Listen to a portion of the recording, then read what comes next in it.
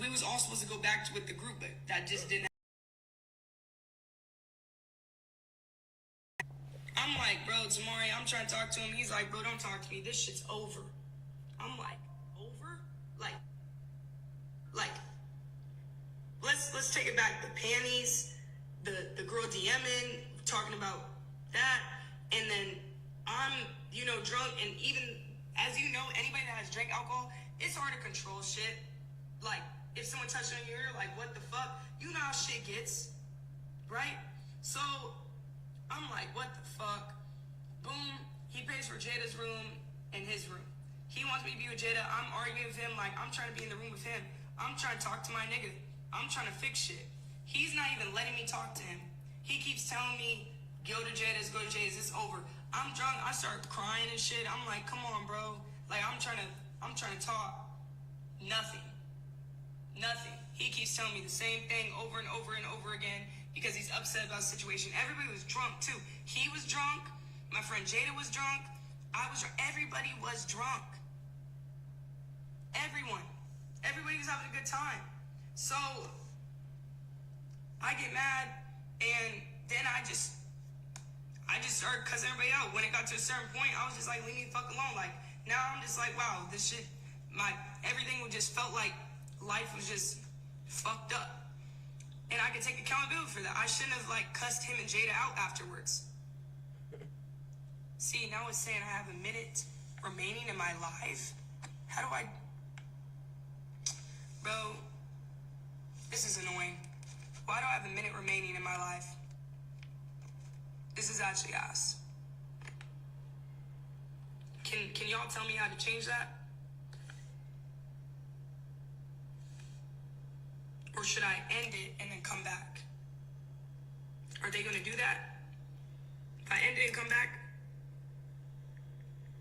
Because I have a little bit more to say.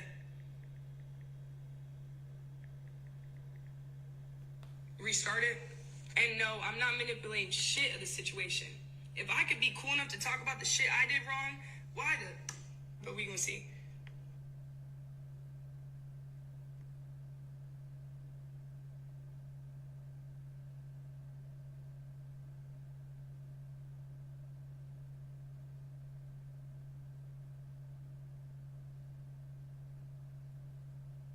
This thing.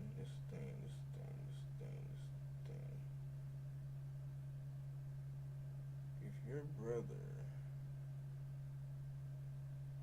is an NBA player, he making millions. No, like millions. He's making millions.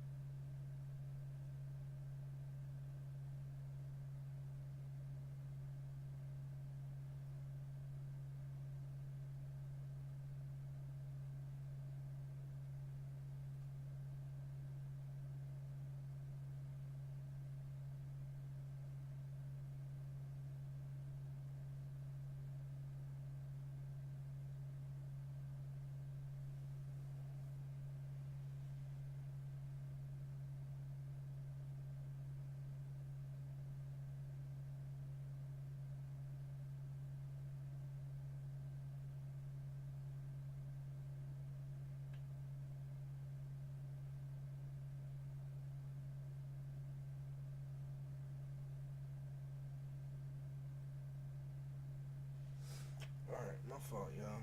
I'm looking at this shit. Oh, okay. Couldn't just says free speak. She signed shit. So when she went on live, she was boo-hoo crying and shit. Whole time, I'm not boo-hoo crying because I know what the fuck I could say. Shit, I forgot I'm not gonna lie. And the shit that I did wrong, I will admit. I'm a grown woman. So, back to what I was saying. We went back to Seattle the next day. Boom. I was begging him not to leave because he was still upset. And I was like, bro, I'm do anything to like fix this. Like, I'm so sorry that happened. I don't know why. Cause when people are drunk, they fuck up and they be sloppy and doing shit they're not supposed to. And I was like, I cussed my own boy out. I gave him a text and I didn't speak to him since that day until recently someone he was dating, she passed away. And I slid up and I said, I'm so sorry for your loss. Swear to God, I never, ever spoke to that man since then. And he still follows him on Instagram. First off, the homeboys he was talking about, the one I slapped on the knee, and the one that grabbed on me when he was drunk, he's still following them on Instagram right now. So why, if you're going to speak on all this shit, why would you be following the men that apparently, if all this shit that I did, why are you still following them? Why are you still cool with them?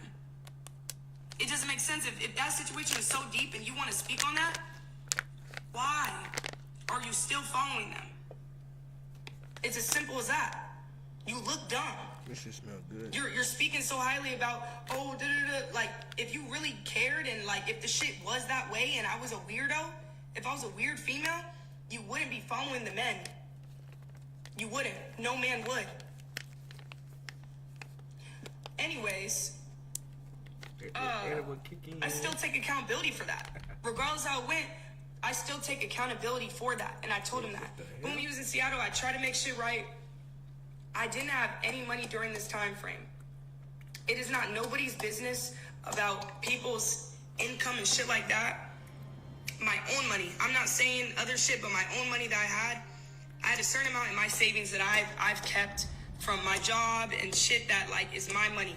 Bro, I took out that money and he flew back to LA and I was trying to like do some sweet shit for him to let him know I was trying to book out a massage place and just do some shit to like help him. Swear to God, he ended up leaving the next day. I was begging him not to. I was like, all right.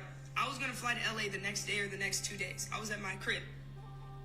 As soon as he left, the next day in the morning, I went to the Louis Vuitton store, set up an appointment, and bought that man a $600 wallet.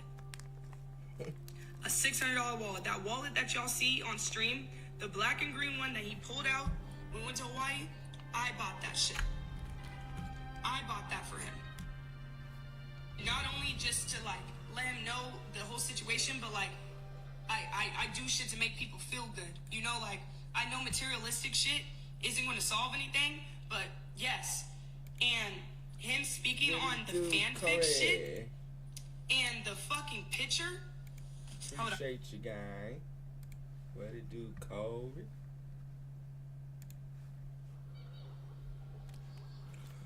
When I leave off on this shit. Oh yeah, I love how there I was going there.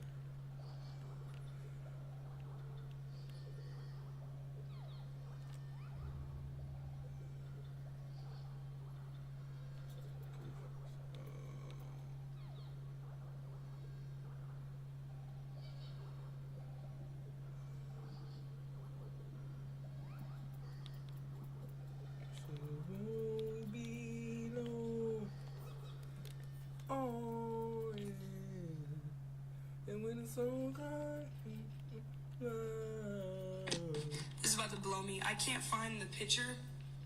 I'm gonna end up posting the shit that was posted on my Instagram when I did subscriptions on my Instagram of the nightgown that I wore. It was a pink dress from Aritzia. Swear to God. Swear to God. I'm going to post the picture and everything. Anybody that was in my subscriptions on Instagram, I ended up posting on my subscriptions. My subscriptions, I just post pictures. I've never posted no type of shit. Same thing with fanfics. On God, you go in there, there's pictures of me that I have on my Instagram, and shit, there's no naked pictures, there's no bikini pictures, there's no nothing weird or foul that is not on my own main Instagram or something I haven't already posted on my Snapchat or my main story. On God. And I'm gonna log in later, screenshot. I have not touched my fanfics because of the situation that he said. I have not posted. The only thing that I was posting was my Instagram subscriptions that he had a problem with. I haven't went on my fanfics. That shit was back in April. And I got logged out of that shit, and I haven't been in it since. I damn near need to take it down because it's not an OnlyFans. I don't do OnlyFans. I don't do nude pictures. I don't do none of that. If anybody wants to go in there and buy a fucking picture that is already on my main Instagram, that's on you. I don't got shit to lie about. You can go buy and go look. I need to take that shit off anyways because I don't need to do that. That was just like, they hit my phone and said that I can make a certain amount of money in my platform, so I just did it. I don't support OnlyFans for myself. Now, if that's the type of vibe that you have as a girl, I'm not hating. I don't need to do that type of stuff. I would never put my body just purposely, like we're talking about OF people. I don't do that shit. I would never put myself out there. I have a good family. I have a brother that supports me and cares for me. I have a platform. I don't need to do that, respectfully. And I won't embarrass myself on the internet and do shit like that. Sorry, I'm not the girl. And if anybody thinks I'm lying, go check it right now in my bio. Go pay for it or go look. Anybody that's been in my subscriptions knows I have proof of everything I posted in my subscriptions and in the fanfics. That is not OnlyFans. Niggas be lying. And I'm going to post every single thing that was posted during that time frame. So boom.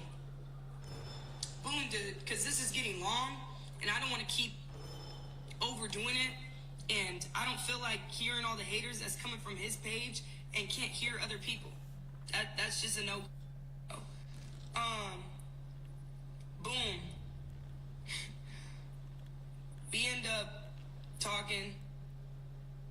We never stopped talking. So, we end up going to meet his parents later on. Like, you know, we went to LA and hashed it out, everything, and I literally had to force myself to let him take the wallet. He wouldn't take the wallet. Like, I literally had to chase him down to even get the wallet. And I'm like, bro, I'm doing all this for you. Like, can you please at least take the gift? He didn't even want to take the wallet. I told him I bought him a $600 wallet. He didn't even want it. And I'm like, bro.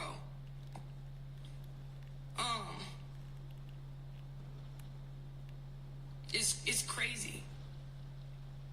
So, I go to meet his parents. He flies me out to DC. Couldn't end up meeting his mom, sadly. I wish I would have still met her. Wow, you guys are really inappropriate for that. Great peoples. His dad is great. His brother is great. Great peoples. We had a good stream. I had a good time meeting them. Everything, I felt like things were really getting on track, even though like we've had like a really bumpy me and him back and forth this whole time.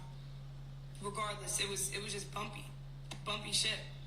We went out for Halloween. We did the streams, everything. We went out on the street in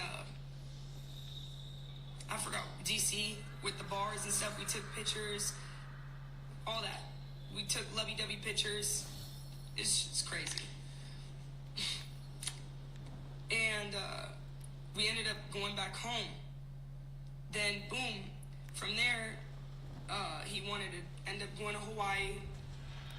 So we ended up going to Hawaii eventually, and we did the Hawaii stream. Everything was cool for the most part. We still were kind of like getting into little arguments here and there about certain stuff, but like it was nice. Like we was cuddling the whole flight. Everything was fine. He paid for everything. He did a lot of good, like, and this is the difference between me and him that I won't lie about. He did his part on paying for shit. That man paid for my food every day almost. That was a very good man for that. he made sure at one point it stopped though. From one point he made sure, like, when arguments happened, he would sit down and he'd be like, no, let's talk. And me, I had issues when I get really mad, I don't want to talk.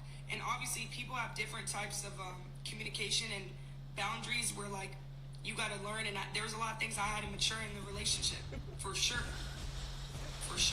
But I'm not going to be an evil person like he was and try to push me down. I think he did a lot of good things in my relationship besides all the bad things. There's a lot of bad things and there's a lot of good things. But I'm not going to bash somebody like that. Even the trauma he gave me, I'm not going to do that. I'm not a fucked up female. So, and through this relationship, I was getting rage baited the whole time. And it's not regular rage baiting, like if I get mad, so all the times he got mad at me for either arguments or any of the other shit that happened that he spoke about or that I'm speaking about, he would rage bait. I would get mad and he would just start trolling me, saying shit like eat dick, while, like, I'm dead ass hurt. Like, if he did some shit I didn't like, he'd be like, eat dick. I'd be like, Tamari, come on, bro. And he'd be like, eat dick. Like, all the fucking time. And I get that's trolling, but it's like, when your girl is very upset about something or we're talking about something serious, he would just joke all the time. And there was times he would be serious, but he would push the boundaries. Or if I would try to leave, he would troll and then be like, no, come here. And then troll again. And then that shit with somebody like me, I get upset. If I'm already upset, I'm not going for that. And that's all I got the whole relationship was rage bait. And all the times I would ask him, like, okay, chill, bro. He would still go on and on about it. No matter what the situation was about. Like, always. Or he would, like, grab a basketball and shoot in his hoop and be like, if I make this, I get a hall pass. If I don't, then I don't. Or some weird, like, he would troll and do shit like this while mid-argument about little stuff. Not the big stuff that we're talking about, just little arguments. I'm like, bro, like, can we, like, sit down and talk? Like, the things I had problems with, that's what he would do. He would rage bait every single thing I ever got upset about. He would do that. There was also countless times where I got kicked out of his house because of arguments. And I'm not going to lie, he does not stand for the B word, which I 100% agree. He told me that. I'm like, okay. Me, I'm not going to lie, the way the woman I am and things I need to change, I am aggressive, like, with, like, my tone. I cuss a lot. So the B word is in my category. Saying the N word is in my category. All this other stuff. So that shit did come out. The time frame of when he said the Young Boy concert and I wanted him to go and he says I called him a bitch. What happened actually, I was going to Sacramento to go see it. My brother got me sweet tickets. I wanted him to come, and also he, in the back of his head, was not trusting me because of everything that already previously happened, and my ex lives in that state. So I'm like, no, I want you to come, and also, like, all this shit, like, that you already don't believe me on, So I'm like, no, come. I don't want you to feel any way. I'm begging him to come. He's, like, getting an argument with me and, like, no, I got to do this. And I'm, like, dead ass upset. I'm like, bro, I got a suite. I called my brother and made sure to get us tickets, a suite just in case if you want to stream. Just a nice little vibe. Boom. He's like, no. We start getting an argument. I'm like, can you come back? And I said, on my grandma, do not walk out. Swear to God, this is also another issue. I would tell him, please don't walk out on me. Like, can we just have this conversation? This man walked out of my car and went straight in his crib. And I said, if you walk in your crib, I'm going to go off on you. Like, I can't get inside of his crib. During that time, I didn't know his passcode to get in the building. I said, bro, if you walk in that thing, I'm going to dead ass, like, cuss you the fuck out. I was already crying. I was already going through it. Like, I dead ass just wanted my man to come with me to the concert. That was it. He was saying all this other shit before he said he might be able to. That's also another thing he didn't mention. As soon as he walked through that door and he saw the tears in my eyes and saw how upset I was and he just walked away from me, and how that feels as a woman. If there's any girl in here that knows that, I immediately like, you bitch ass nigga. And I went off. Yes, I went off. I'm over here crying to my man in front of his house, trying to talk about the situation and why I don't want an issue to be caused. Boom, that happened. Then, yeah, it kind of went on and on through the night. I stayed there all morning just to talk to him, crying my eyes out, saying sorry, all this shit that he didn't even mention, that he doesn't want to mention, because he wants to make me seem like I'm such an evil ass girl, when like I'd be pouring my heart out to him. I poured my heart out so many times to that man. The thing is, y'all always thought I did not fuck with Tamari because of how I acted on stream. I'm not an affectionate person on camera, but I love the fuck out of that man. I was in love with that man, 100%. On God, I was. I am not afraid to admit that shit. I was very in love with that man. I was happy, even through all the bullshit that we went through. I was happy. I was happy. So boom, I come back. I brought Jew with me instead. Jew came with me, and we came back. Boom. That's then, you know, that was in September. So that's all the shit he was talking about with that. Boom, we go to Hawaii. I already said that. We had a good time. We had some arguments. All this shit. And I'm looking to see my notes that I screenshotted. I don't think I have my notes of what was said. I don't have it. I had like a screenshot of everything he talked about in his stream. So this is crazy. We went to Hawaii, everything was good. When I went to DMV, everything was good. Met his people, all that shit was great. I really, like, you know, at this point, like, I'm in love. Like, I'm in love. Everything is like, regardless of the ups and downs that we've been through, I was fully in love with this man. And it just kind of sucks to say this, because it's like, y'all see so much shit from the internet base, but you weren't there every day. I was with this man every day. We barely didn't even leave a day apart. Within each other. He would come over here, or I would go over there. I spent from October to December with this man every day. Swear to God. When he was streaming, I was on the couch. He doesn't like people in the room when he's streaming. I would be at the couch, or I'd be at my friend's crib and come back over when he's done streaming. He also didn't mention the times while he was streaming. I would take Noir out all the time, take him on his walk, feed him, give him food, water, whatever his dog needed, every time. And he knows that. He doesn't want to mention the shit that I did for a stream. He doesn't want to mention the whiteboard that I bought him to write down thoughts, the whiteboard that you see. He didn't mention the shit I bought for him. I would buy him little shit, not even on some apology shit. I bought him some shit for his floor, like a little money thing that, like, he, you know, his name's T-Banks and the money sign and shit. Bought him that. I bought him a couch, or not a couch, a bed cushioner thing. I bought him a thing to put his PC, like that little guy, that little standing guy. I don't know what the thing is called. I'll eventually, like, show y'all a picture. But for him to put his PC controller on there. Like, I would do little sweet sentimental things of like, hey, I don't want you stressing out. And I even voiced to him multiple times as a woman, I don't want you to feel like you can't come talk to me. If you're having a bad day, if stream is stressing you out, if family share anything, on God, I told him, I will be there for you. I will come rub your head at night, and I'll be there for you. He tries to act like I did. I cleaned this whole man's crib out. I cleaned his closet, his room, his bed. Every night I spent the night, I made his bed. Even when I first was talking to him, I made his bed every night. I cleaned his couch, made sure the clothes were folded. I didn't do it every day. Now listen here, I didn't do it every day, but I did it a decent amount. He tries to downplay that, and he told me I pretty much never did. I would say I never cooked for him. I think it was once. I would buy him food. He wants to complain and say, I didn't do shit. I bought him food. All the time. I even would surprise it and send it to him. Even after the fact we broke up, I was still doing it just to be nice. Just to be nice. And it's just kind of like fucked up. It's just kind of fucked up.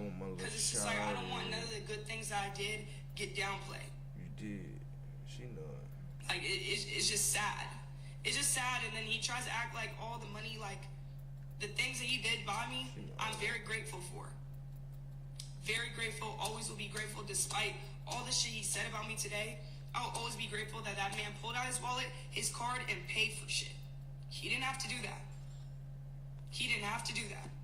And he did. I respect it. But I'm not going to respect someone speaking down on my name and lying about certain shit or not telling the full story. So, after the Y, after me and DMV, all that, everything was good. This is like, Cameron was in a clear slate. December rolls around. I go on a subathon. I'm like, during this time frame, also, through October to December, this man started putting his phone underneath his pillowcase. He started sleeping on top of his phone. Oh, shit. Let me go back. Oh my God, let me go back. This is the shit I'm talking about. He brought up how I was texting my ex. After I gave the clothes and the fucking shoes to my ex, he was texting me because he wanted to work shit out with me. I said, respectfully, I got what I got going on.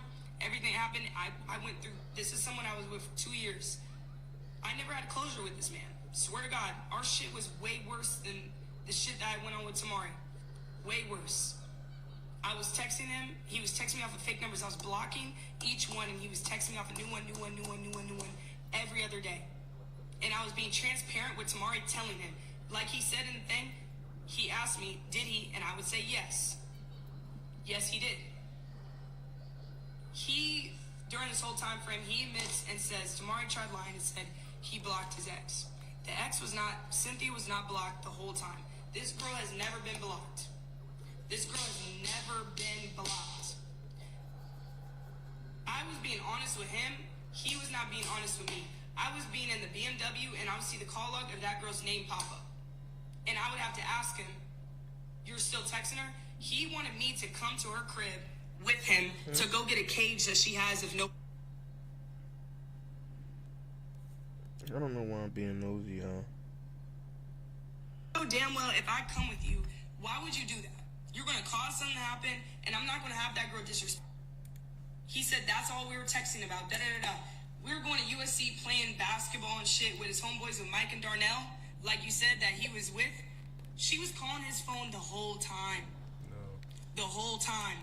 Texting him the whole time. And you know what? I don't even know what the fuck they were talking about. He went through my phone and saw what me and my ex were talking about because I let him have my password. I didn't have shit to hide. I left my phone out on the table and I went to bed every night with my phone charger. Swear to God. Swear to God. I never went through his phone. The most I did is I slid up and saw his notification bar. That's the only time I knew about certain shit. Never, I don't even know his password. He changes it. This is all the shit he didn't want to mention. He didn't want to mention that his ex always was texting, always was calling, and he was always allowing this shit. While at the same time, he was making fun of her. When I was saying, oh, you texting that big bitch? I would say that. Yeah, after her DMing me and all that shit. And you know what he would say? He would say she's big. He would talk shit about this girl. And I don't know if he ever talked shit about me behind my back, that's okay. But on God, what's funny, and she probably don't even know, is that man was laughing. Laughing. And it's just like, it's funny because it's like, Laughing? It's really pathetic. It's really pathetic because guys will really play double lives and play that role like, boy, you was literally talking shit about your ex while your ex probably didn't even know. Calling her a bum and how he would never date a girl that sits in the crib and doesn't do anything all day. No. He said he's never going to date a girl that doesn't do shit for him and just sits there and uses his money. No. That's why he dated me, because he said, I actually have money and I can help take care of him. No. I didn't just sit here and, oh, let me fuck with him for clout. Let me talk to him for clout. Let me use his money. I had my own money. I would buy shit. Obviously, I got him a Louis Vuitton wallet. I would buy little shit for him. I'm not a girl that, I have my license. I have a car. I have a crib. I have my own crib I live at. I'm not a girl that stays at my parents' house at the full-grown age of 25. Like, let's be real. That man was not, like, it's just like y'all want to be defending this girl and all this shit and all that weird shit. I have my own shit for my own self. And y'all want to defend a girl that sucked up all his money just because she was the first girl on the stream. I didn't need to be on this platform. He asked me to. That girl hated me because he for some reason, ended up fucking with me, chose to put me on the platform, and she hated me for that. I never talked shit until the girl came in my phone and the texting and all that shit happened. I had nothing. Why would I have a problem with that girl? It has nothing to do with me. The past is the past. Like, you know what I mean? Like, it's just weird to me that, like, people are real life weirdos. Like, that girl is a real life weirdo.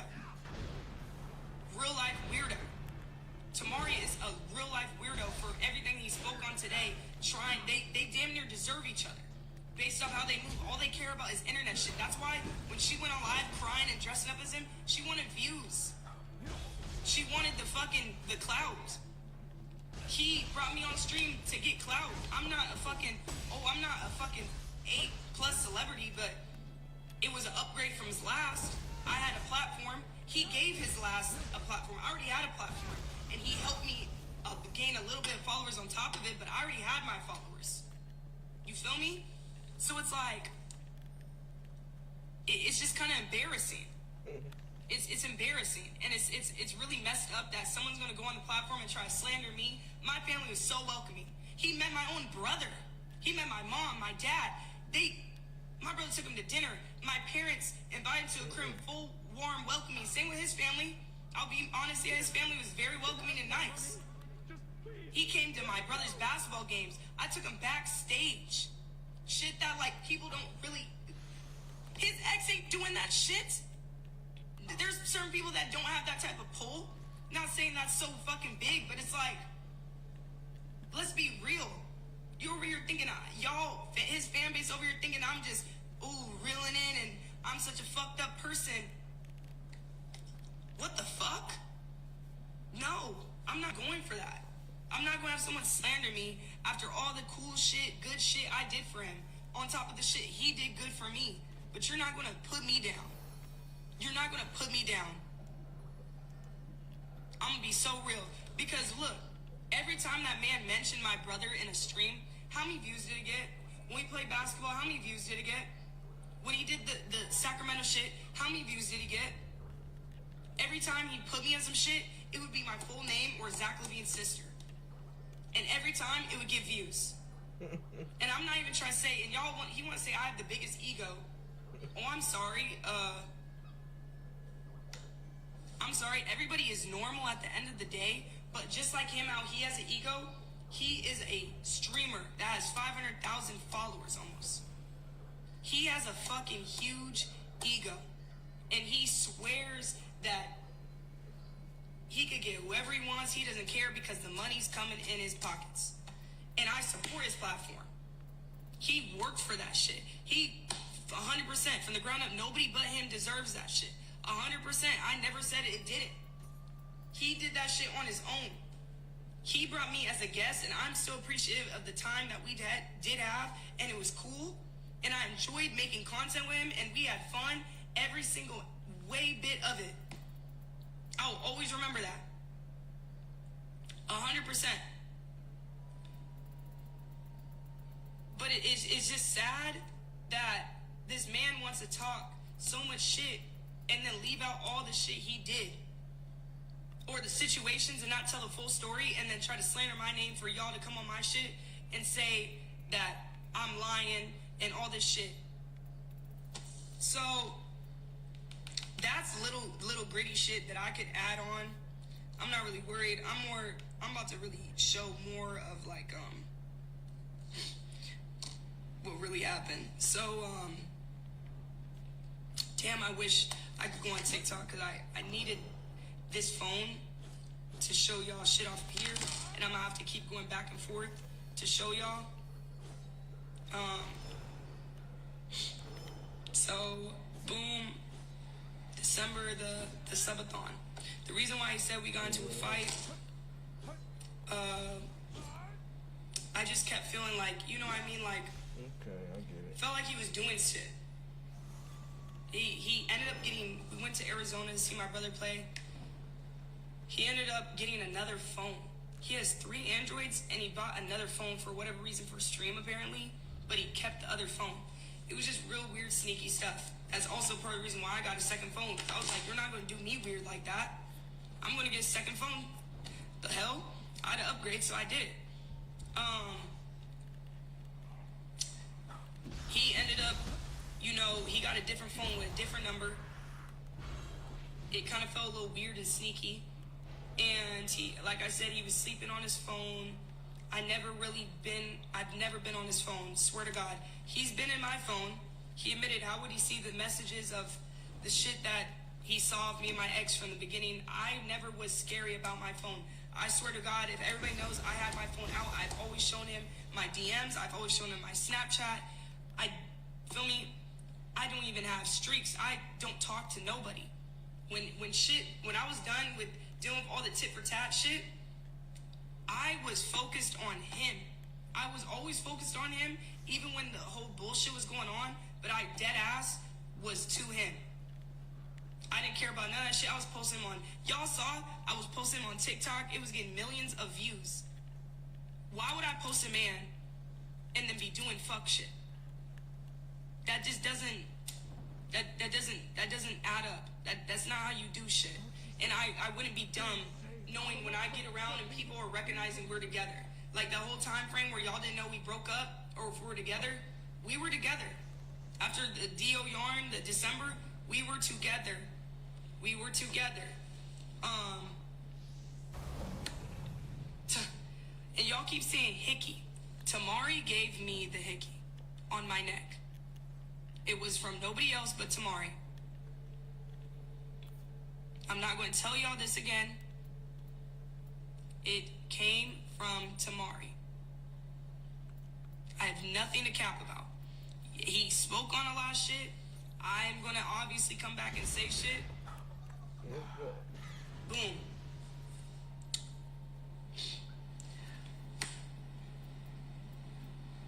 This is just crazy. This is so much. So boom, I just felt like some weird shit was going on. And I started having problems. His following kept going up and down. Up and down. So I'm like, are you following girls? Like, I'm like, bro, what the heck? Are you following girls? And he's like, no. And I'm like, peeping his following going up and down. And it keeps going up. It was at like 510 and it ended up going to like 526. He's like, people are deactivating it. Like coming back. I'm like, no, bro, this is weird. Right? So I'm like, oh, it's weird. So then, one of the days at the subathon, we got into it, like he said, because I saw his old phone, and I went, slid up on the notification, and I saw Hinge and Snapchat notification. So I was like, what the fuck? Like, you for real? So I show him it. He ended up showing it that it wasn't, but hear me out. This is where it gets funny. He showed me at the Snapchat there was no people, from what I'm aware of. That was true. The Hinge shit wasn't downloaded, but every app on that phone, his second phone, he had the apps on the other phone. So I don't know if Hinge was downloaded on his recent phone, the 17 that he had. They have the same shit, but they're just different numbers. Same iCloud, different numbers. I don't know how that worked, but yeah. So I'm like, well, shit, what does the main phone have? You know? I'm like, shit. We got into about that, and I'm getting into about girl following, and that's when I finally say, like, okay, I removed everybody back in September of the issues and all the guy shit that you said I was following people. Can you please unfollow girls? Like, not the streamer girls or anything like that. I didn't care about that, but, like, you need to, like, remove some. Windsor, what's good, bro? You need to remove some followers. Like, it's been months, and y'all know that I didn't expect him to do it right away. But I was like, all right, can you like unfollow some girls? This man didn't want to unfollow nobody. He was like trying to be tit for tat. You didn't do it when I asked you to. Yada yada yada. I'm like, I get that, but it's been months. I waited. I feel like, can you just do that? I think you follow too many girls. If you look at my Instagram, I barely follow anybody. I barely follow anybody. And I'm like, we're public, we're in Hawaii, we're doing shit. Like, can you please just unfollow like some girls? But didn't do it. Corin, you don't want to know, bro, if that's the Corin. You just, honestly, like, real shit is just toxic shit. And I don't appreciate, no one got cracked. I'm not, don't speak on my name. Respectfully, I don't move like that. There's nothing like that, and that's why I don't respect, is because he went on the internet and didn't address that. He's making it look like I'm a hoe, and that's not even what the fuck happened. If anybody's a hoe, it is him. Anyways, that's why he wanted to speak on this shit first. That's why he apparently went on here and did that shit first. It is what it is. I don't care. I got receipts. Shit's gonna get posted, and he's gonna look like a dumbass. A straight dumbass. Y'all gonna be funny when you see the text messages, when you see the images, when you see the shit that he was talking about. Everything that was addressed is going to be posted. I'm not worried at all. I don't need, if y'all talking about I don't believe you, if you don't believe proof, when you see that compared to a motherfucker yapping his jaws and saying all this shit with his manipulative ass, okay. Anyways, boom, we got into it. Also, the shit of the clips of us arguing at the mall. I told him I didn't want to be on camera. I wasn't sleeping. I was sitting on stream sleeping. I didn't want to be on that shit. And there he was rage baiting, like you see in the video, and kept showing me, and I went off. I get mad, like, stop playing with me. If your girl doesn't want to be in the camera, that shit, like, come on, bro. So I got mad. Yes, and in any relationship in general, he brought his whole relationship on stream. So any little argument that y'all go through with y'all girl, my shit was on a fucking camera. So when y'all girl is annoyed and don't want to be messed with, I had to be sitting in front of a camera, which I knew that getting into this, but y'all gonna take it and be like, oh, she's just doing too much. No, if you don't want to be bothered or be on shit, why do I have to feel bad that I got mad and said, bro, leave me, chill with that shit? Why, like, that's not cool. That's not cool. Anybody should understand that. And from there, we argued. Boom, Christmas came around. Got it all. We were cool because we got into the whole argument. He already said, like, he got into it and was like, got upset and started crying. I tried to talk to him. I didn't even get mad or try to embarrass him that he was crying. I literally was like, and no, he wasn't crying like boo-hoo. He was upset because we got into like a altercation, like very like angry altercation. And he was upset because he just like, sometimes you're going through a lot. And it wasn't boo-hoo shit. No, he was just, and it's okay. I don't downplay no man being upset and getting really angry to the point where they're like, I tried to talk to him like, babe, I'm sorry. Are you okay? Like, can we talk? I was almost missing my flight to go to Sacramento to see my brother for Christmas. I almost sacrificed. I ended up missing my flight, and I had to take a fucking another flight because of it. I ended up sending him IHOP later on because my flight was early in the morning. I ended up sending him IHOP when I was driving in the rain and sent him IHOP. I was just like, honestly, like, I'm so sorry. I sent him paragraphs about how we got into it. It was because of the following and going through his phone and shit. And I sent him paragraphs and I sent him food and all that. And I was like, I'm really sorry, da-da-da. Boom, I come back. He's still upset about the whole situation. He then gets me a Christmas present and buys me a Louis Vuitton bag. Right? A Louis Vuitton bag. I told him I wanted a Louis Vuitton bag for Christmas. He buys me it. I'm like shocked. I'm like, oh my God. Like, like out of everything this man's got me, regardless of the ups and downs and the fucked up shit he did, I'm like, holy shit. That's crazy. Like, I'm very appreciative of that. Ooh. I even told my family, I'm proud about it. Like, wow. He Then also got me a necklace that's from Pandora. I don't have it. After what happened, I said, fuck no, I'm not having that. It was a heart. I think I took a picture of it. It said always and forever in the front. You open it up. It says love Simi, because I call him like Simi. If you see me in old comments or clips, I would say Mr. Sims or Simi. So I call him Simi. And on the back, it was the day we met in April. So I wore it. I'd wear it with my other necklace. And he also got me Victoria's Secret stuff. I got him for Christmas. He always would not have a lot of underwear. I got him like PSD underwear, a Supreme hoodie that was $500. I got him the Valley pants, and I also got him a Supreme bag. That was $200 for the pants, $500 for the jacket, and $200 some for the underwear.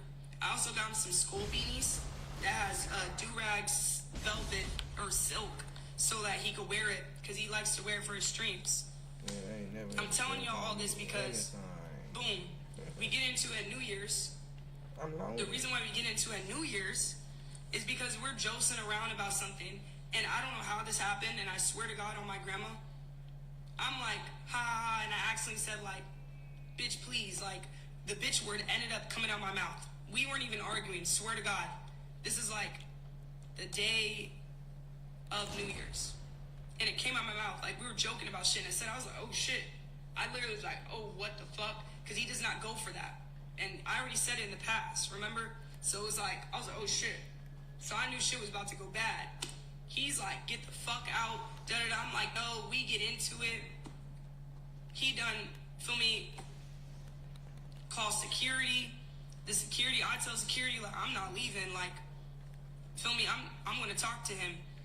All that happens, I'm like, I end up taking an Uber home. I think I don't know if I got myself Uber or if he bought me an Uber. This nigga head. Y'all saying I'm just lying. How am I sitting here telling all these facts and I'm just lying? That's why I don't respect. Y'all go on his page and believe everything out of this man's mouth, but I come on my page and I speak my truth and now I'm lying. That man didn't even have any fucking detail. He's just saying shit out of his mouth. So, boom, security already knows we be going through it and shit. I end up coming back on New Year's. He never, ever, ever broke up to me and said he was done. I'm going to post all the threads on my grandma. We were still together. We got into it. He went to my house. He goes, I'm not on God, on my life. He said, I'm not going to say that we're not together, but, you know, we're going through shit. He's like, I think we should take a couple days away from each other. So I was like, all right. Because we got into it on New Year's as well. When I came back later on after he streamed that day, and I was upset because he didn't say Happy New Year's to me once. I begged to see him for New Year's, and we ended up getting into it. So, and then he went to my house. Shit happened, and then he said 3 days. So during the 3 days, I went. Actually, it was like 2 days. He couldn't even go 2 days. I go to my godparents' house. I hanging out with my god sister Mariah. I go to the store. I buy a fucking chain with an S on it. I bought like a $100 necklace and a $100 pendant to come back and show this nigga, like to rep him and like, you know, just do on some cute shit. He ends up seeing me the next day. I'm like, don't be on no bullshit while I'm gone. Like, yada, yada, yada. Like, I'll give you space, but don't be on no bullshit. He's like, I'm not. I have all the proof. All the proof. That shit's gonna get exposed, posted. I don't give a fuck.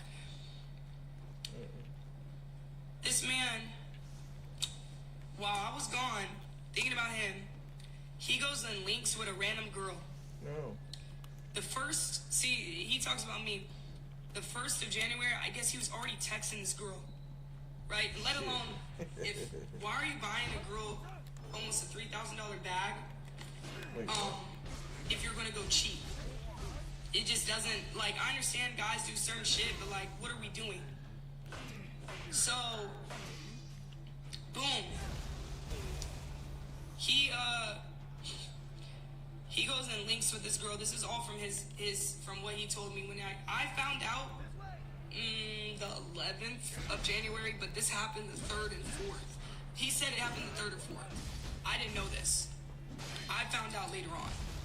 because we were still, I was at his tattoo appointments. I went to both tattoo appointments, that dog tattoo and this arm tattoo. I sat the whole time holding his hand. And you're gonna let this man believe y'all talking about he broke up with me on the first.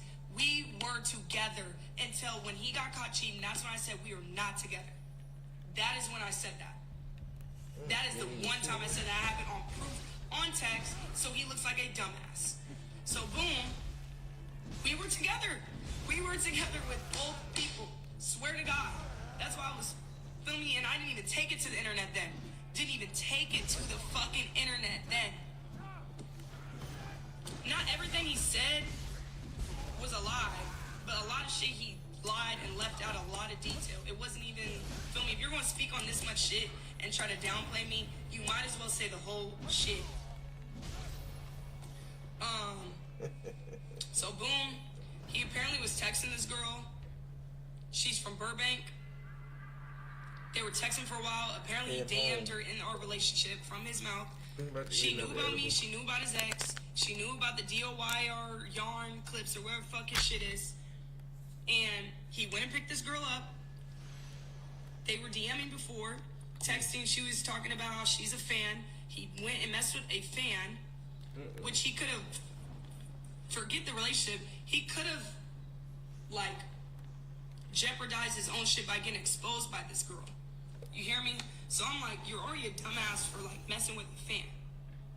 So, boom.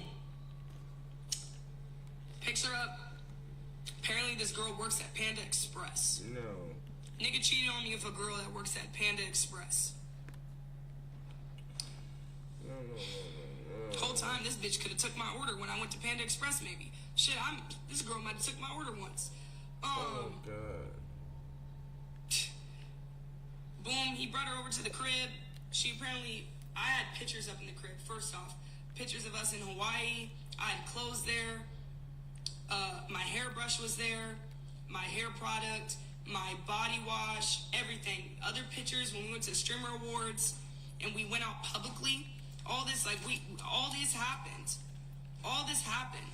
I have videos of him talking about, I don't need to talk to a bitch when I have you. Like, I got a bitch. Everybody knows who my bitch is. I'm about to expose all this nigga looking dumb as hell. And then trying to say that, feel me, and make me look like a fucked up person. And if I was so bad, you should have left. You should have just left. That man never left. That man never left. To this day, this man called me yesterday trying to see me. And I recorded his dumbass. That's the funny thing. I recorded his dumbass, and I'm going to play it out loud for you. Recorded his dumbass so y'all can hear it. Talking about I've been and dealt with that girl. No, his dumbass was just calling me. His dumbass was just sending me flowers. Just sending me perfume. Just sending me other perfume. Just sending me shit for my cat. Sending me flowers. All this shit. But you're lying on the motherfucking internet. Talking shit about me like you weren't This boy is literally a fucking joke. A joke. Lying on my name. Now the shit that I did in the past, I'll take full accountability. But you're lying. You're lying. Fuck, extend that shit. I'm about to play it at the end, but on God, that man was just at my crib. He picked me up from my car crash. So boom, fuck, shit gonna get me tight. I pray this ends up on the internet because I'm not gonna get played like a goofy. Boys are dumb. You boys are dumb. Jeez. So boom, he picked her up, apparently came over, they watched TV together and cuddled and laid on his chest. And he said she went to the bathroom to fix her hair. This is all out of his mouth. And then he went to the bathroom. This is like while they're there, figured out, damn, he told me word for word. This is the moment where he was like, I gotta figure out what I want to do if I'm trying to crack or deal with the consequences or whatever comes with it. He told me this straight to my face this is all after the fact when I found out. He told me this after I'm about to really get into it.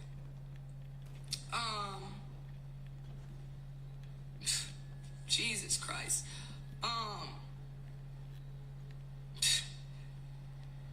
Apparently he said he hit her with the one-liner, yeah, you got work tomorrow. Yeah, I gotta go do my own shit. And, what the fuck? Someone just texted me.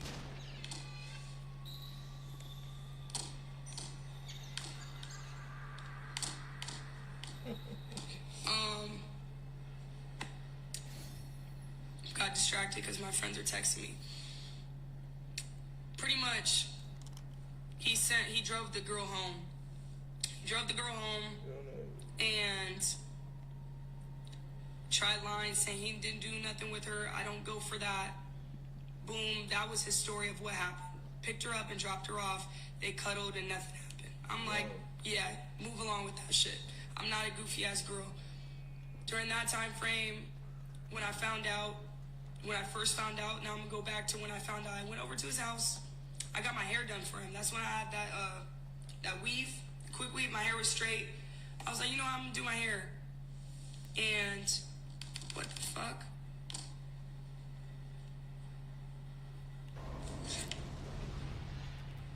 Yeah, see now.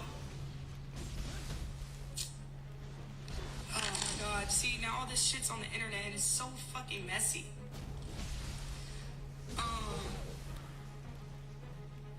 It's so messy. It is so messy.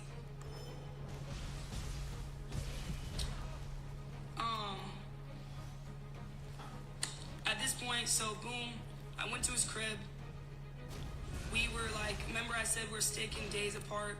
We were getting into about arguments because I did post a video. There was a clip that got posted of me back in April in a guy's section when I was single, way before him, and some guy that knew my friends that let us in and paid for all of us to get in the section and yada yada.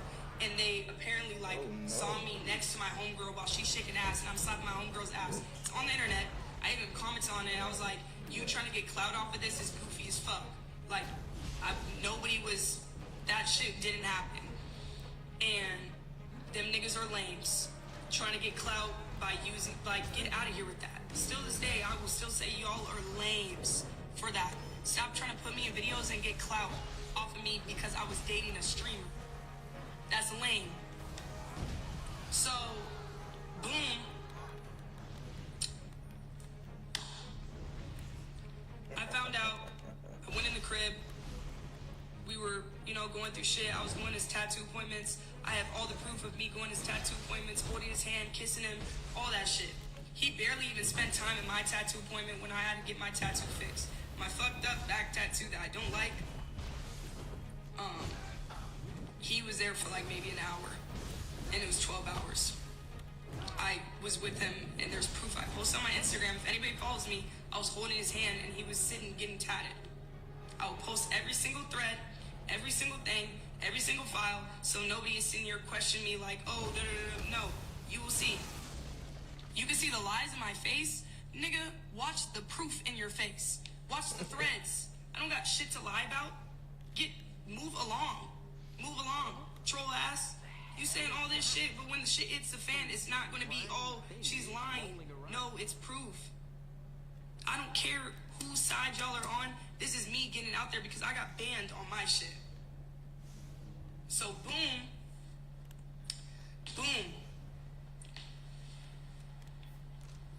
I go inside his crib.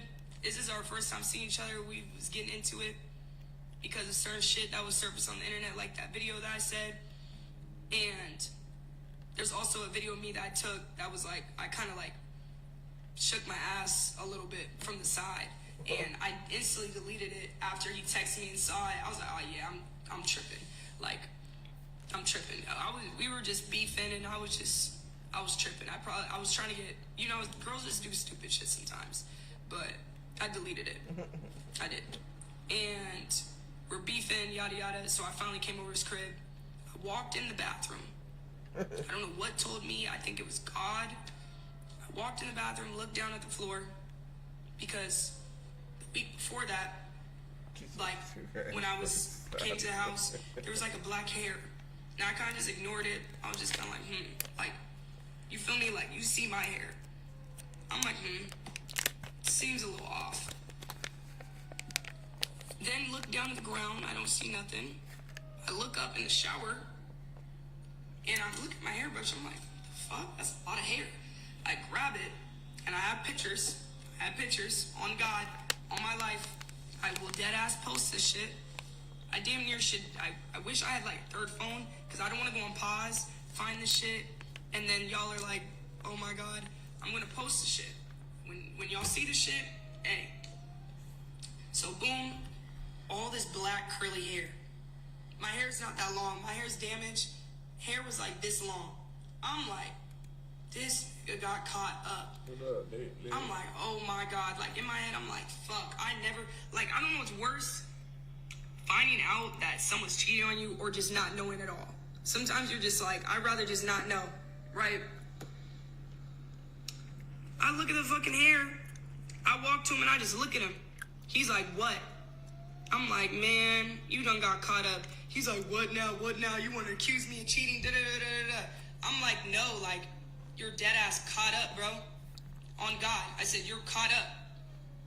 He then tries to lie in my face and make me seem bad and bring up how I've been looking at his notifications. Like, you're just accusing me. You're trying to find an scapegoat to leave and all this shit. I'm like, no, nigga, this is not my hair in this hairbrush. This is not my hair. Then this man proceeds on trolling me, saying that on God, I said, okay, put on God tomorrow. No girl's been here. He said, on God. I said, bro, say on God. He's like, on God, no girl's been here. I'm like, all right, bro, you're lying. I'm like, not even tripping. Oh my God. See, look.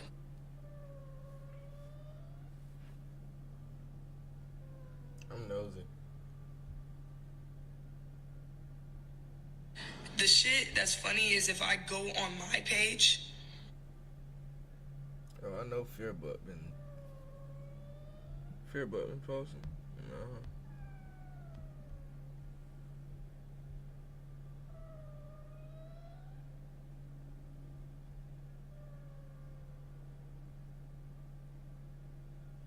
Y'all know that I'm practicing Ramadan from sunset to sunset.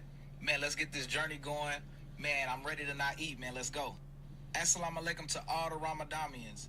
Shout out to the Muslims. Hey, man, I want to let y'all know that I'm practicing Ramadan from sunset to sunset. Man, let's get this journey going. Man, I'm ready to not eat, man. Let's go. Assalamu alaikum to all.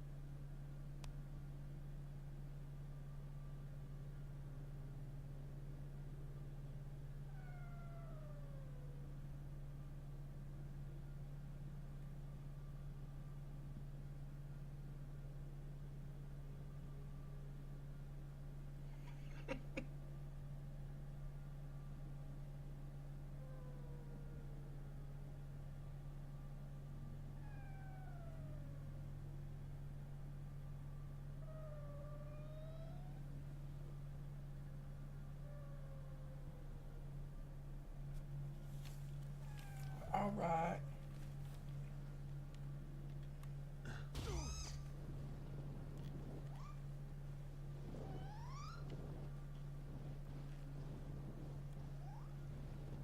Where you going, little buddy? Oh. Woo-hoo. go.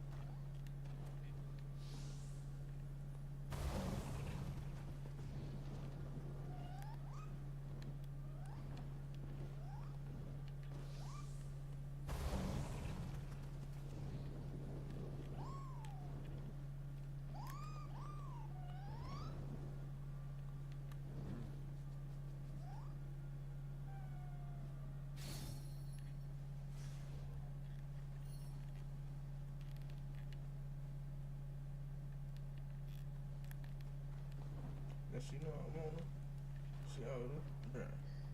I don't know, bruh. I'm just...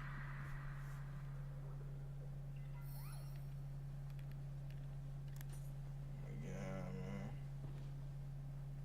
Sometimes I get really high, my dog.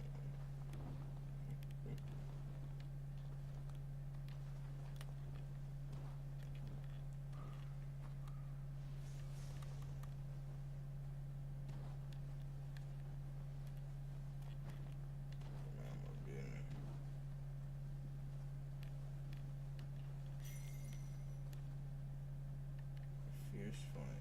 Finally, they made it.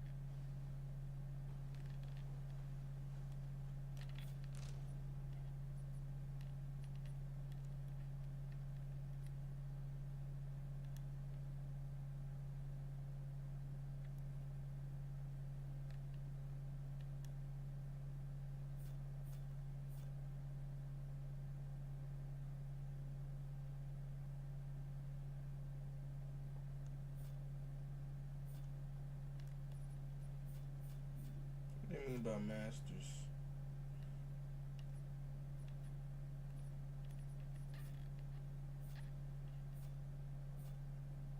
Oh fuck, guess I did it all wrong. Put the rose up and been that thing in a minute. I don't even want to really ain't do attention up. Look on my mama face. Say it ain't running.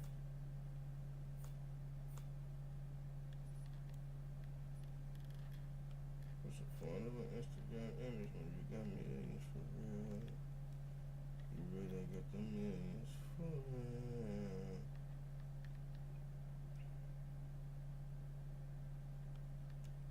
Really caught my eye.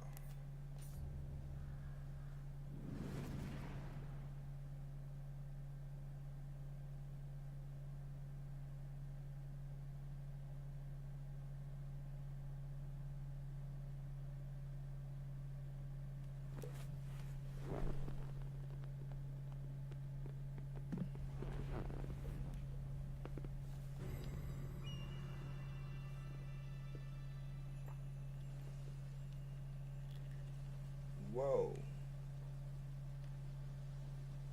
What the fuck?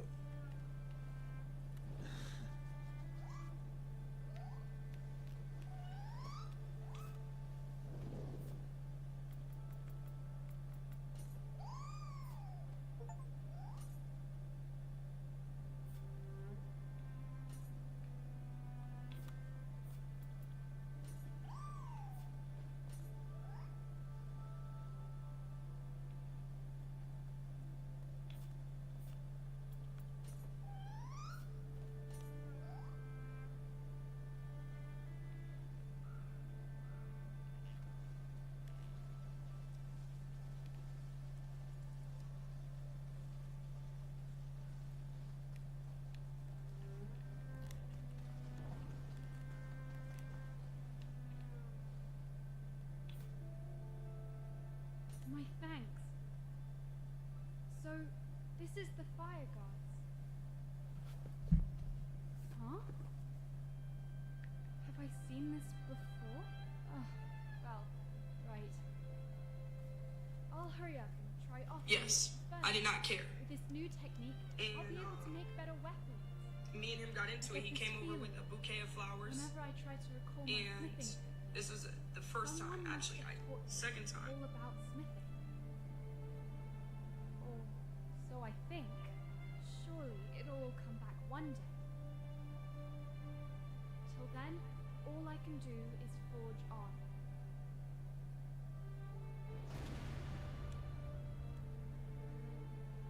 Forge on.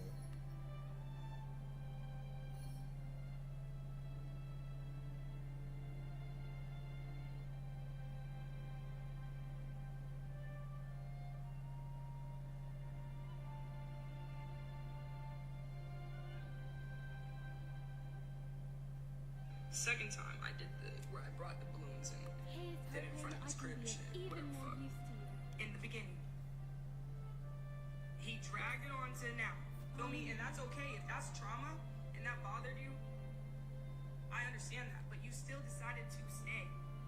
Just the same with me. When I found panties in the back of your car, I decided to stay. When I found your ex DMing me saying that she was fucking you and all this crazy shit of her disrespecting me, I decided to stay. Either way it goes, each person is wrong. So boom. Boom. This shit is just wild to me. He comes over, we're arguing. I'm like getting to it. I'm telling him the whole shit of we're going back and forth because we're both hurt. We're trauma. This is trauma. Hella shit, toxic shit going back and forth, back and forth, back and forth. And he spends like 10 hours talking to me. We up all night arguing, talking. He ends up sleeping with me in the bed. He's trying to cuddle me. I'm like, no, I don't want to cuddle. All this shit. Boom. Next day, he's like, I'm gonna come by again. He dropped off fucking roses. He DoorDash roses. This is the ones I tore up. I grabbed all the shit I had planned for his birthday. This is the crazy thing. For his birthday, I planned to get him a hotel. Everybody knows this. My mom knows this too. A hotel in Palm Springs. I was gonna decorate like happy birthday with balloons and then roses, and then I was gonna get him the Balenciaga shoes that he wanted. I got him a Louis Vuitton cologne, and I was gonna like decorate and do some other cool shit with other gifts that I wanted to get him. He already knows this. I already had to talk with him. By this time, I already bought him the cologne. I just had to do all the other shit. And he didn't tell me if he was gonna go back home or if he was gonna be in LA or free for his birthday. So I was kind of waiting. So boom.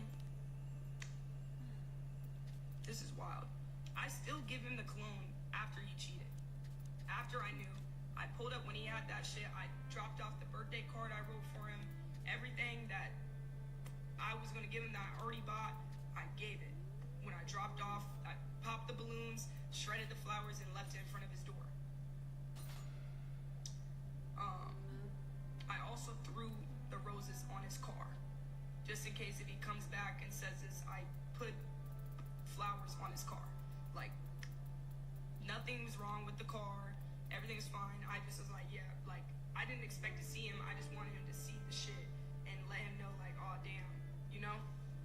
Like, this girl done tore up the flowers, put on my car, and put it in front of my crib, and left her gifts. I have nothing to say about that. Definitely.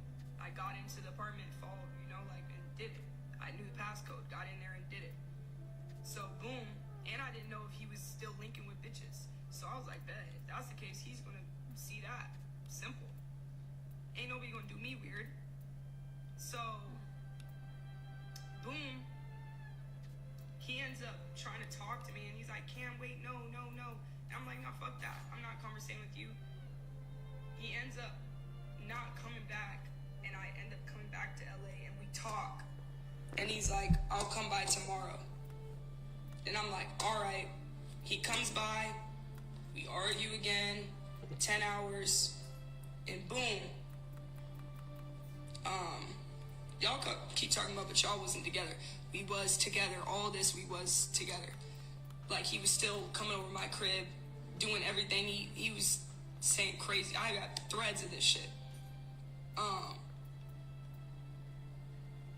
They didn't ban me from here. Why are y'all trolling? So, boom. Jesus, this is crazy. So, boom. Comes back over here. He spends the night again. He's like, I'm going to do anything that I can to save this. I'll go to the ends of the earth to fix this. He's like, I want to fix this. So I'm like, okay, cool. He tells me he's going to come back later because we're arguing all night. We woke up at 5 p.m. We're arguing until 10. He wakes up at 5 p.m. and he's like, I'm going to come back over later. I have to check on Noir. I'm going to come back later and I'm going to text the girl that I linked with in Burbank. And she's going to let us, I'm going to text her in front of you and to confirm that we didn't fuck. That we didn't do anything. And everything that I told you is true. So I was like, okay, bet. This man doesn't, I go and hang out with Jaden and I come back later on. He also goes mute. D&D on hard. Like, no hold of. I'm like, something ain't right. I'm like, man, something ain't right. Something just felt off. And I was like, nah, this ain't cool. So I keep blowing up his phone. I'm like, it's 12 o'clock, it's 1 o'clock. Like, he didn't go live, none of that shit. Right? I'm waiting, I'm like, damn. So I get in my car. I start driving towards LA. I'm calling off Instagram, I'm calling off Snapchat, no response. And it's weird because when this man left my crib, he's like, I'm gonna be here. You know when a man is trying to fix shit? And they're like, I'm gonna be here, I'm gonna fix shit, I'm gonna make this right. He already done got caught up. Feel me? He left my crib saying that. Pulled up to the crib. I just had a weird feeling. Went to security guard and he tried to say I snuck in. The only time I snuck in is when I dropped off the roses in front of his crib and put it on his car. That was the only time I snuck in. The other time I went through and told the security guard, am I good? And he said yes. As much as he lies and all this shit, he would have not let me up the elevator. Even with the door code, I can't get up if a man in security doesn't let me. There's camera footage of this. So boom, I go upstairs. He starts calling me off of Instagram. I don't answer. As soon as I get up to his door and I listen, I back up, hide around the corner. He walks out. All of a sudden, he looks all tired and shit, and he sees me. As soon as he sees me, it was funny, when he left my crib, he asked me if I wanted to come with him back to LA, to his crib to talk. And you know me, I'm like, no, nigga, come back later and show the proof about the shit. He immediately sees me and is like, you gotta go. I'm like, what? You just left my crib on some lovey-dovey shit. And now you see me. I'm like, oh, there's a bitch in the crib? I'm like, there's a girl in the crib? He's like, no. I'm like, the hell? Like, why are you, like, being weird? He's immediately not even caring. He's like, you gotta go, you gotta go. This man, before this man was pulling at my crib, begging to talk to me, saying all this shit, begging like, Cammy, please, can we talk, Cammy, please, all this shit, right? Now, as soon as I get him caught up and he didn't think I was going to be there, he's like, oh yeah, this girl got to go because he's caught. He's over here being rude as hell. I'm getting security on you. You're weird for pulling up. I'm weird, but every time you pulled up to my crib, you have my code to get into my apartment, and you pull up, and every time you've pulled up, I've let you in my crib. You've pulled up unannounced before. So what do you mean? So boom, he kicks me out, tells the security guard she's not welcome. I'm like, you were just trying to make me come earlier today, and you're switching up your shit. I'm like, okay, what the fuck? Like, there's definitely a girl. My tingle, like, you know, your senses are tingling. I'm tripping outside. I'm popping my shit. I'm going off. I'm mad as hell. Like, I know something's not right. He's trying to guilt trip me and be like, you're weird for pulling. I'm like, you said you were going to be here. And after a man cheats and they give you your word, and he's like, oh, I'm tired, I fell asleep. No, something wasn't right, and I knew he was on weird timing. Then he tries to fault me and start yelling at me and try to manipulate the situation and say that I'm weird and wrong. He spends like 20 minutes outside. Then this is how a dumb he is. He tells me, do you want to come upstairs? I'm like, no, I'm not coming upstairs. Like, you're weird. He's like, do you want to come upstairs, Cameron? Like, I'll let you upstairs. There's nobody in. I'm like, no, bro. He walks away. I start having a panic attack. I'm like crying because I'm like, damn, bro, I'm already dealing with what we got going on. I'm upset. I'm crying. I'm like, fuck. I'm losing it. I'm losing it. Because, like, if anybody knows I've been in a toxic situation, I love this man. That's why, like, feel me? I'm like, damn, I just wish shit would get right. I'm mad he cheated, all this shit. I called Jaden. I'm blowing up his phone. I'm like, I need my inhaler. I have asthma. So I started getting an anxiety attack from crying too hard. I was like crying bad. And he's not answering. I'm like, Tamari, please come down. I can't breathe. I have all the text message proof. I'm like, oh my grandma, I can't breathe. I can't breathe. Can you please come down? I called Jaden. Jaden texts me, are you okay? I call her crying, like, no, I can't breathe. Jaden pulls up. Boom. I'm like, can you, I don't know what's going on. Me and Tamari, like, arguing, because I felt like there was a girl upstairs. I pulled up, he said he's supposed to be here. I can't breathe. I'm crying, and Jaden can't speak on this. I was having a whole anxiety attack. If anybody knows what that's like, I need an inhaler to, like, catch my breath. Tamari has one. From whenever he had COVID, he never used it, but he has one. Boom. Someone said boom. I'm gonna stop saying boom.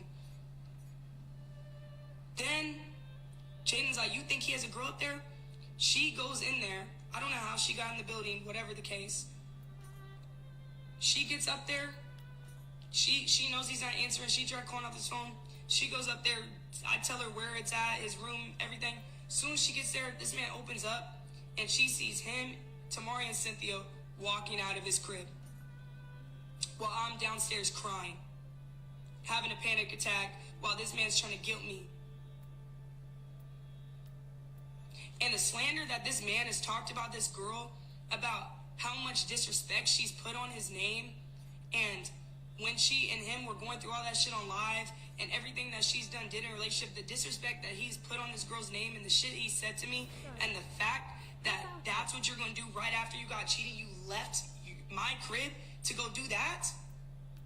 Regardless if, like, I know how guys are with exes and stuff like that, and I'm not going to hate on shit, but that's fucked up. That's fucked up. That's fucked up. And as soon as that happened, Jaden left. She was like, wow, Tamari, really? And the stupid ass bitch Cynthia was over there laughing like it's cool to go link with, regardless if that was someone you dated, you're cool with being a homewrecker and laughing about it on some funny shit. Like, you're cool with being a side. You don't know what that man is telling you, or if he's being honest, and you're over here laughing. Like that, like it's like, okay, and it's you and who else and me. Like, and you're over here thinking that shit's funny. That's sad. That is sad. I'm just being honest, I would never be that type of girl. That's sad. And boom, she comes downstairs. As soon as I see that, I'm like, oh yeah. I text him, I said, bring the bitch downstairs. Straight up. I text him, I said, bring her downstairs. His ass said, nope. Her scary ass didn't even want to see me. He drove her ass back the fuck home. I got in the building. Jaden got me in the building. I didn't know what was going on and all that shit. I waited.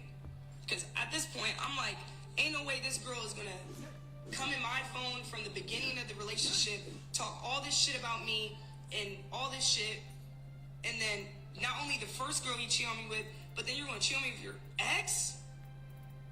That's sad. The girl that is over here hiding her stomach, tucking in her stomach every video. I don't even hate on girls, but it's just like, come on, bro. You even made fun of her about her weight multiple times. She might have lost weight now, and I'm not going to hate on nobody going through shit because everybody comes in different sizes, but it's like, damn. Like, that's sad that, like, she don't even know he was talking shit. He was talking shit.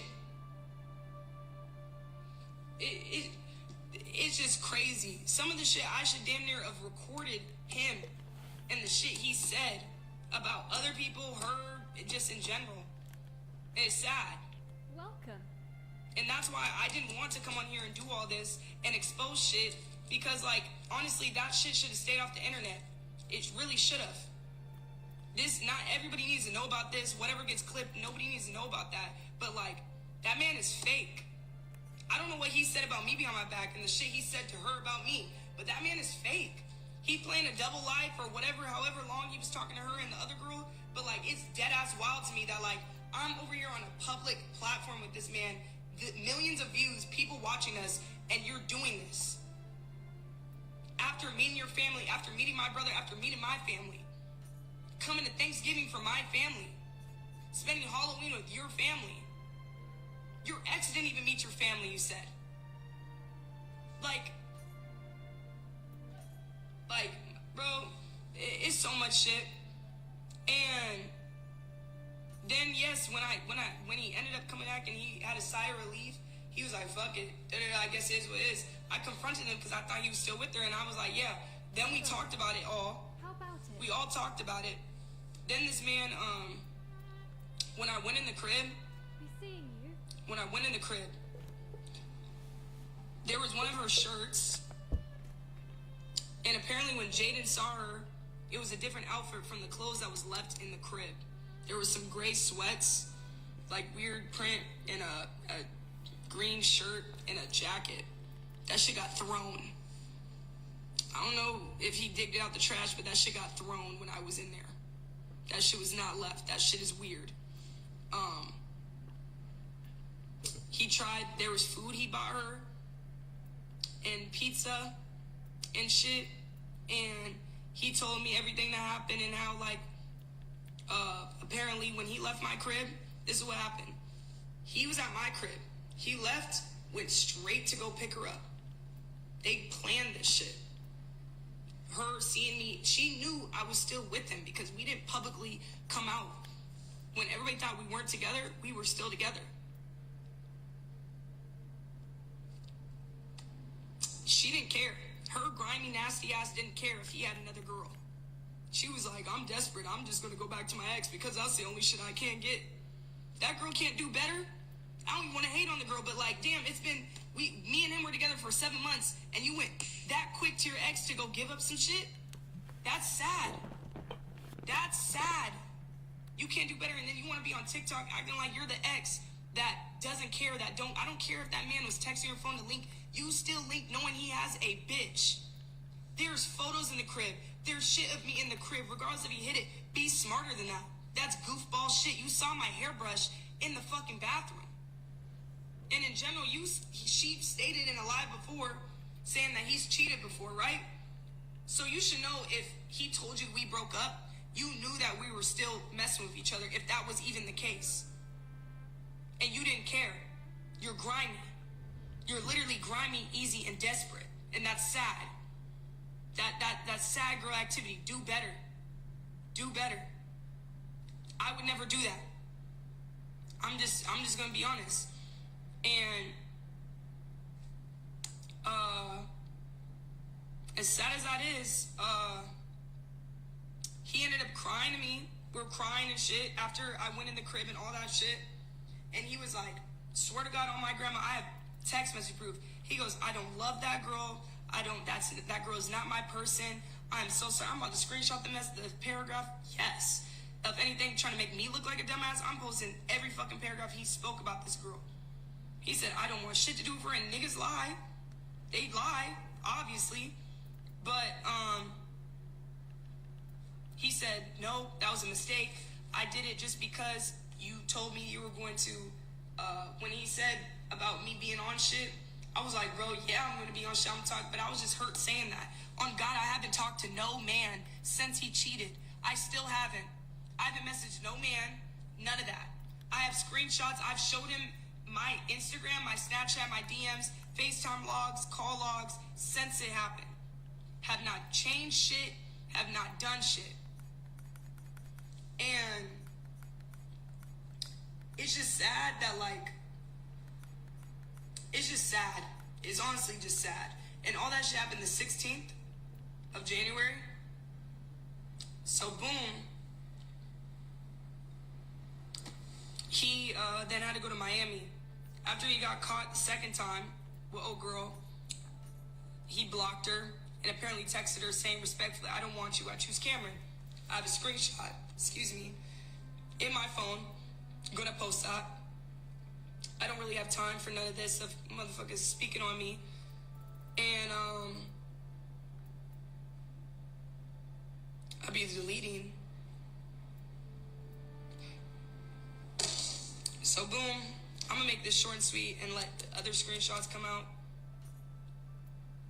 I just be trying to live my life. I'm not gonna lie, I try to live my life.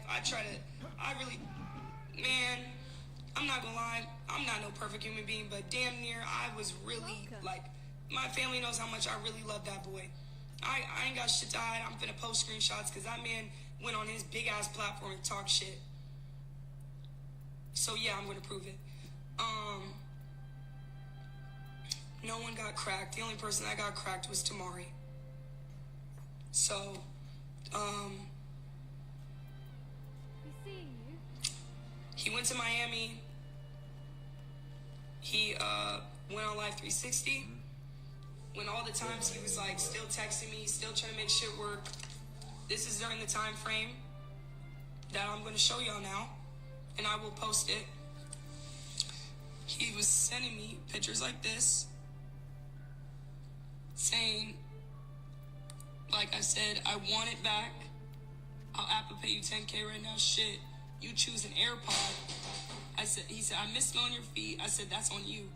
I love every part of your body except, yeah, that's some crazy shit to say. Well, you can have it. Or I said, you could have it. Or no, I said, well, you could love it, but you can't have it. And he said, I want to earn it back, right? It's hard to fucking read from the side.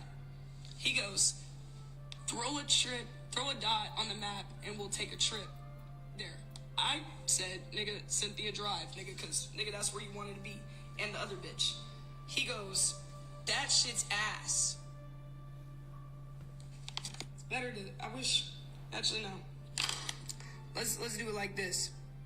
That shit's ass. I said, nah, you love that shit. He said, where you want to go, mama? I said, my name's Cam. Simple as that. Simple as that. You see all this? You see all this? Sending me money, saying all that shit. Yeah, all that, talking about we was broken up. Niggas was still in my phone trying, begging. You feel me? Time frame? Y'all asked for the time frame? That's the thread, right? You see the pictures above, that's the thread. So I don't know what you're talking about. Feel me? I said, my name's Cam. Talking about mama. Nigga, I'm not going for that shit. Then he talking about, I want to see you soon, how much?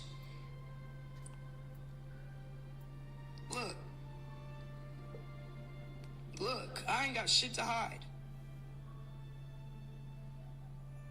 That's what you wanted. That's what you wanted. That's what you wanted. And the funny thing is, look, you wouldn't have this person, he's trolling. This is the trolling shit. You did the worst. I ain't got shit to lose. You trying to bump you. He talking about fighting egos. You don't be sorry because you got caught. Niggas was never sorry. Niggas knew what they're doing. If I can't fix it, why you giving me the chance? Niggas saw me fucked up. The first time he cheated, he saw me fucked up crying. I wasn't eating or sleeping for days. My friends know I wasn't telling nobody that he cheated. And then he saw that and then linked with his ex. Thirsty and easy as fuck. Give me a chance. Like, bro, look at this shit.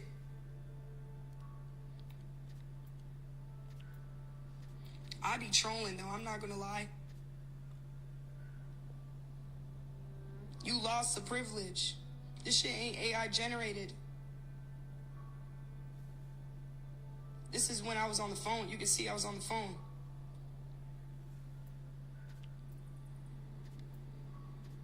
Look, you start at -0. Like, nigga, that's just lame. That's just lame. That's just lame, and I have more shit. More text message proof, and more shit. But that's from that time frame.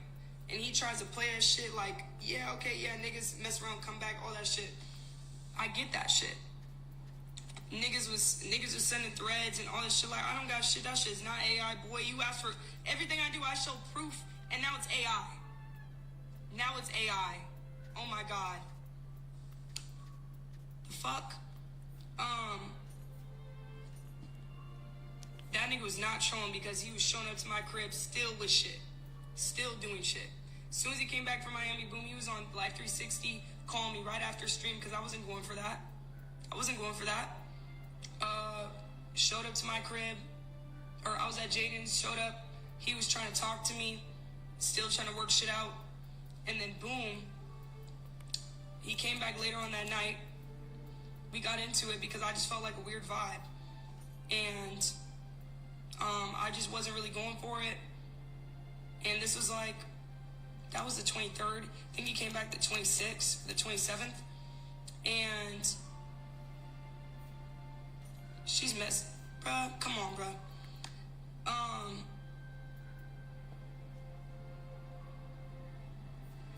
Talking about drop the files, bro. Try me another day. And that's what's disrespectful. Y'all gonna call me a fucking bot. And this man linked 2 bitches. Are you cool? Get the fuck off. Literally. Like, y'all have no respect. I will get to the point of the audio when I get to the end. Simple as that. So boom, and then randomly, like, after that night, we got into it again. I'm not gonna lie, I was violating him and cussing him out, calling him B-word in every name in the book. After a man cheats, yes, I was. Yes, I didn't care. You sexually, like, whatever the fuck happened and whatever the fuck you want to lie about, you brought girls in your crib. And now that's just dirty. Like, what do you think? I would never do that shit to that man. And the shit I did was in the beginning before he even asked me out. It doesn't make it right, but like, what the fuck? And you try to use that and you dragged it on for 5 months, 6 months, and then you do that fucked up shit. After I meet your family, after you be with mine, that's weird. Dude, After you buy me Louis Vuitton, after you buy me Bottegas, after all the other shit that you did too. Like, why did we go to Hawaii? You were just doing shit for content, for views? What are we doing? And then you want to come on your shit and slander me. Yes, I'm going to be on here for 5 hours if I got to. Because that shit's weird. No one's ever going to speak on me like that. That's weird. That's disrespectful. And tell the whole story. Like, tell the whole story, bruh.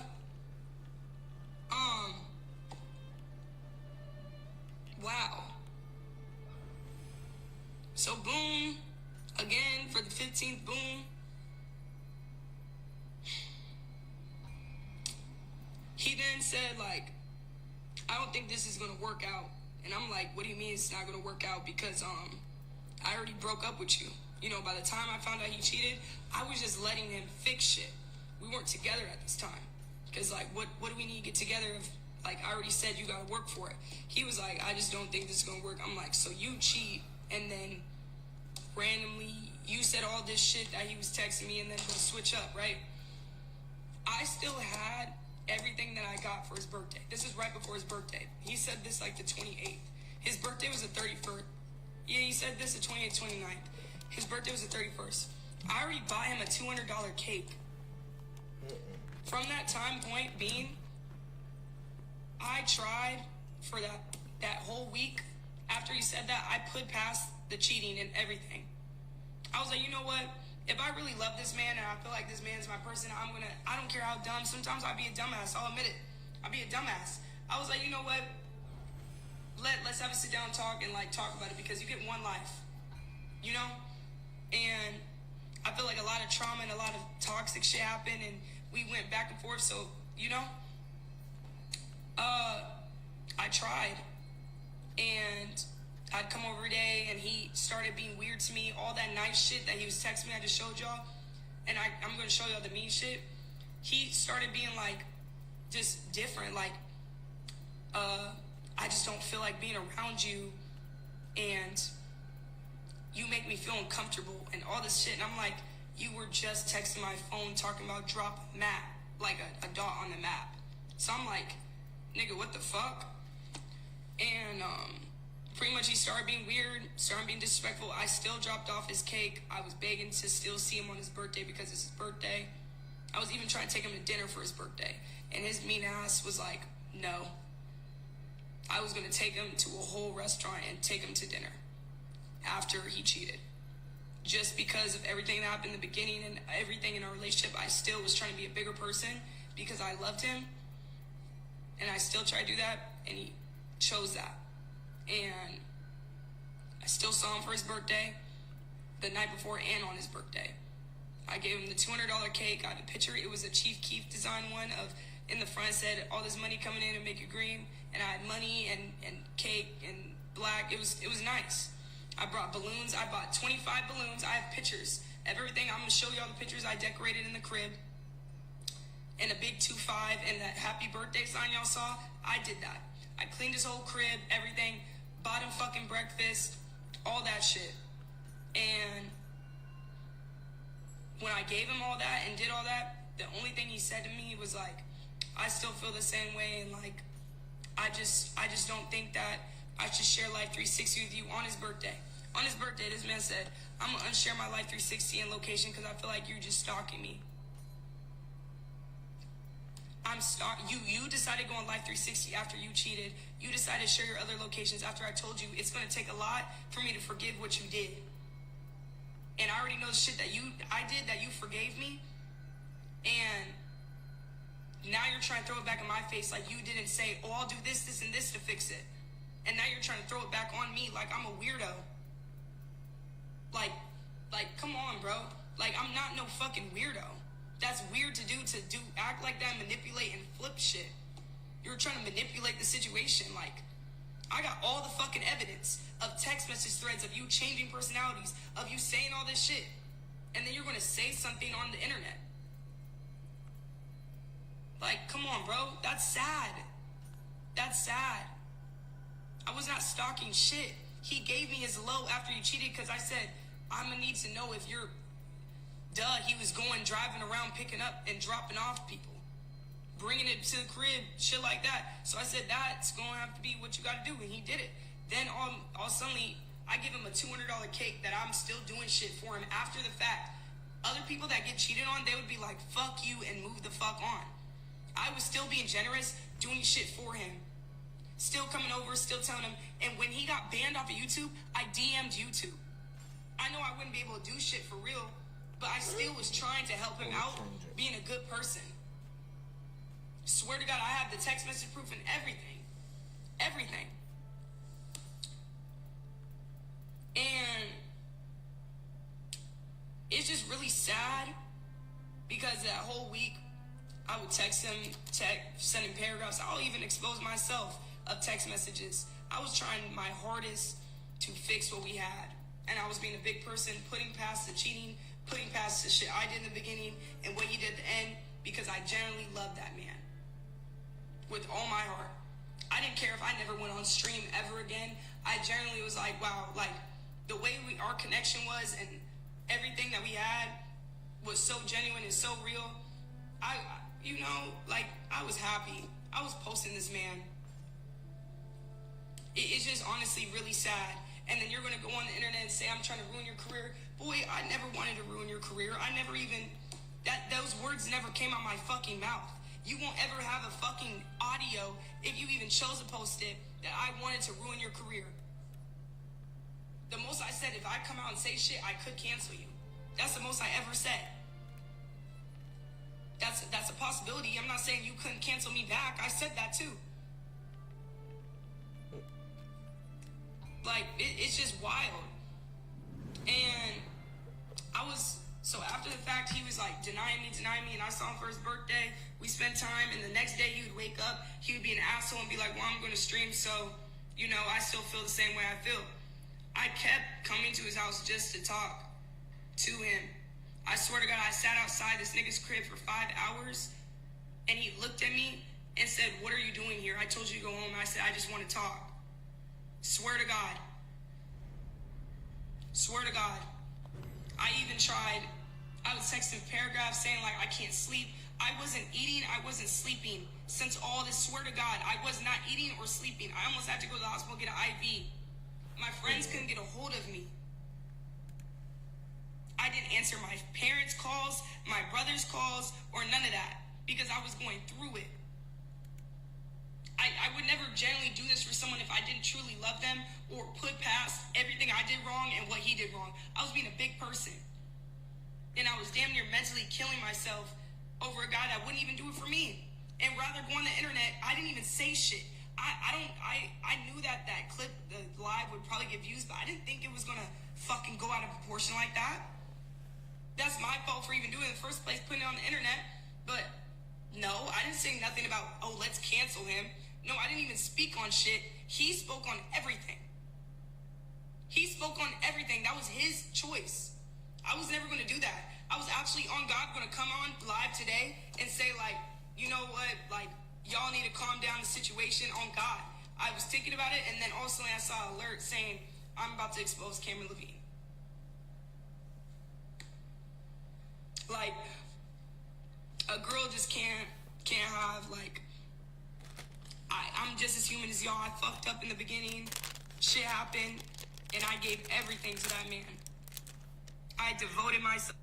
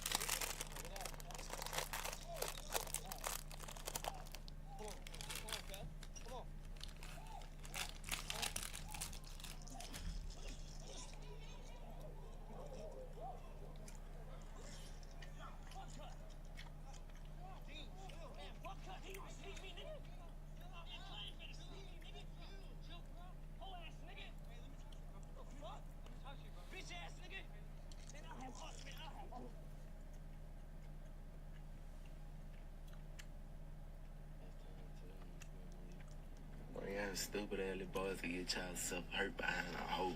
Man, I'm a gangster. I'm telling you, like a man. I don't pay on a fake page. I ain't got that to do, man. I'm too up. I'm too G'd up, man.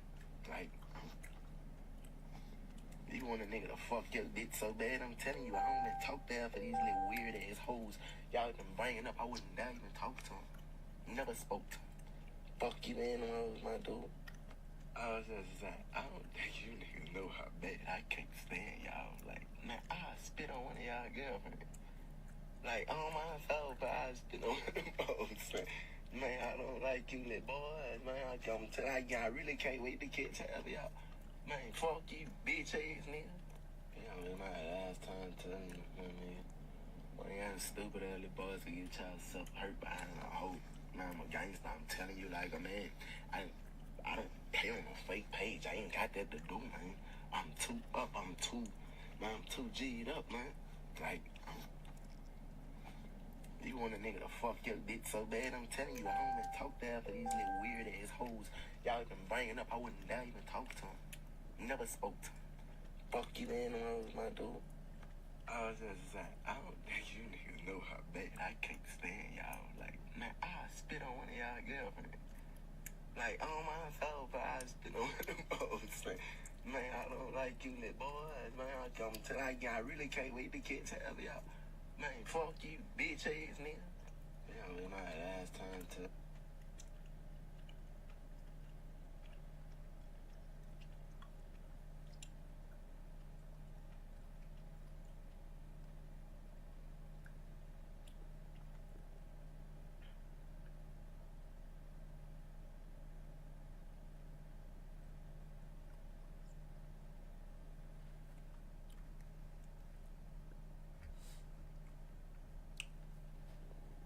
Alright, intermission over.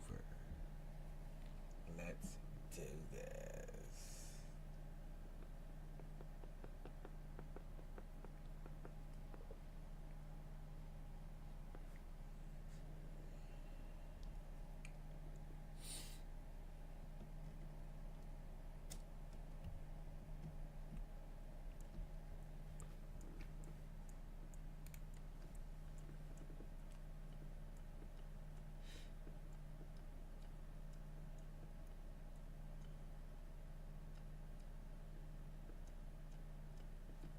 That I tried to set Malaya up, but I never tried to set Malaya up, like, ever. Like, God struck me down if I'm lying on my little brother's life.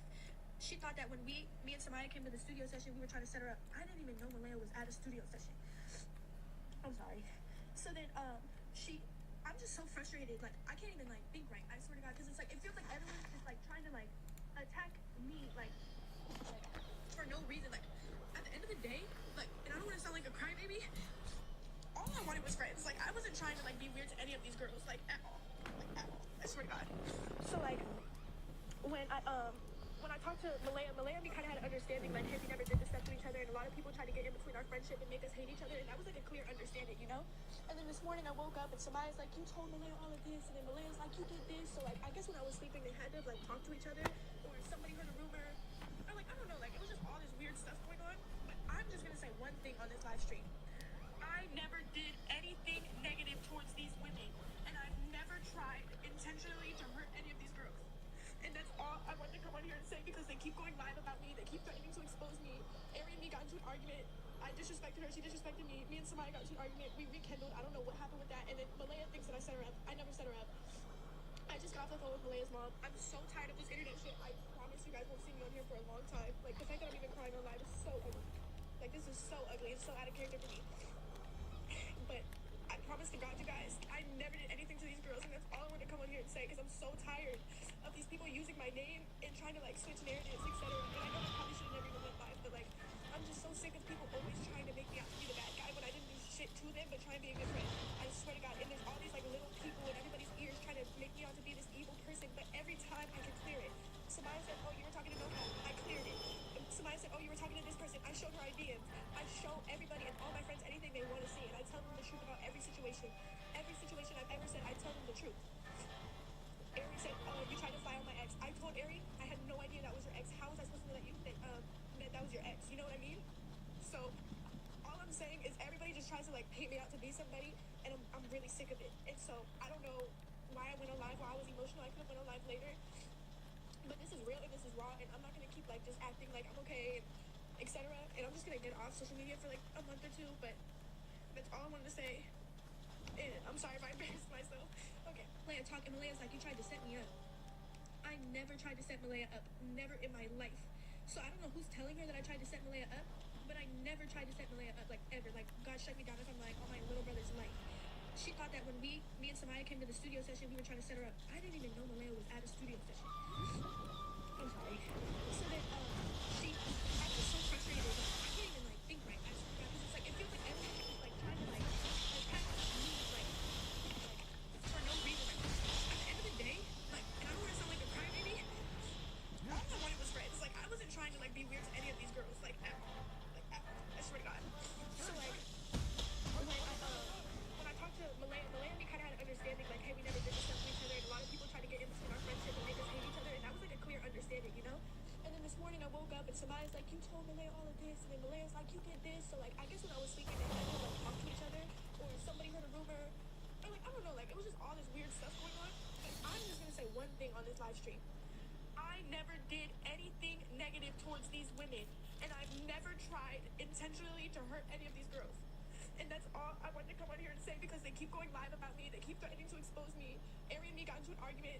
I disrespected her. She disrespected me. Me and Samaya got into an argument. We rekindled. I don't know what happened with that. And then Malaya thinks that I set her up. I never set her up. I just got off the phone with Malaya's mom. I'm so tired of this internet shit. I promise you guys won't see me on here for a long time. Like, the fact that I'm even crying on live is so ugly. Like, this is so ugly. It's so out of character for me. But I promise to God, you guys, I never did anything to these girls, and that's all I wanted to come on here and say, because I'm so tired of these people using my name and trying to like switch narratives, etc. And I know I probably should have never even went live, but like I'm just so sick of people always trying to make me out to be the bad guy when I didn't do shit to them, but try and be a good friend. I swear to God, and there's all these like little people in everybody's ears trying to make me out to be this evil person, but every time I can clear it. Samaya said, oh, you were talking to Yokai. I cleared it. Samaya said, oh, you were talking to this person. I showed her ideas. I show everybody and all my friends anything they want to see, and I tell them the truth about every situation. Every situation I've ever said, I tell them the truth. Ari said, you tried to file my ex. I told Ari I had no idea that was your ex. How was I supposed to know that was your ex? You know what I mean? So all I'm saying is everybody just tries to like paint me out to be somebody, and I'm really sick of it. And so I don't know why I went on live while I was emotional. I could have went on live later. But this is real and this is raw, and I'm not gonna keep like just acting like I'm okay, etc. And I'm just gonna get off social media for like a month or two. But that's all I wanted to say. And I'm sorry if I embarrassed myself. Okay, Malaya talk, and Malaya's like, you tried to set me up. I never tried to set Malaya up, never in my life. So I don't know who's telling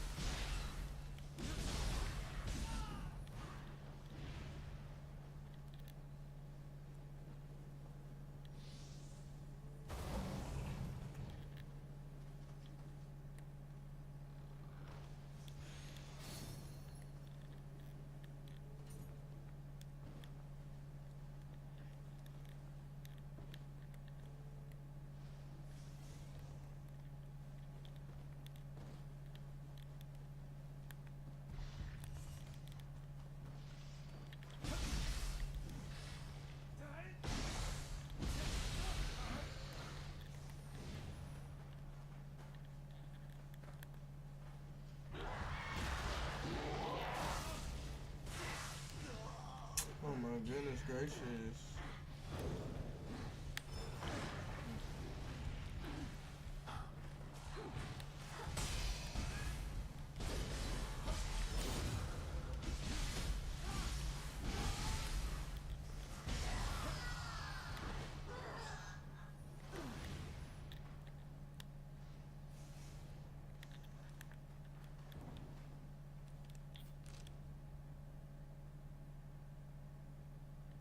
I never did go there. Shit. Let me go there before I go there.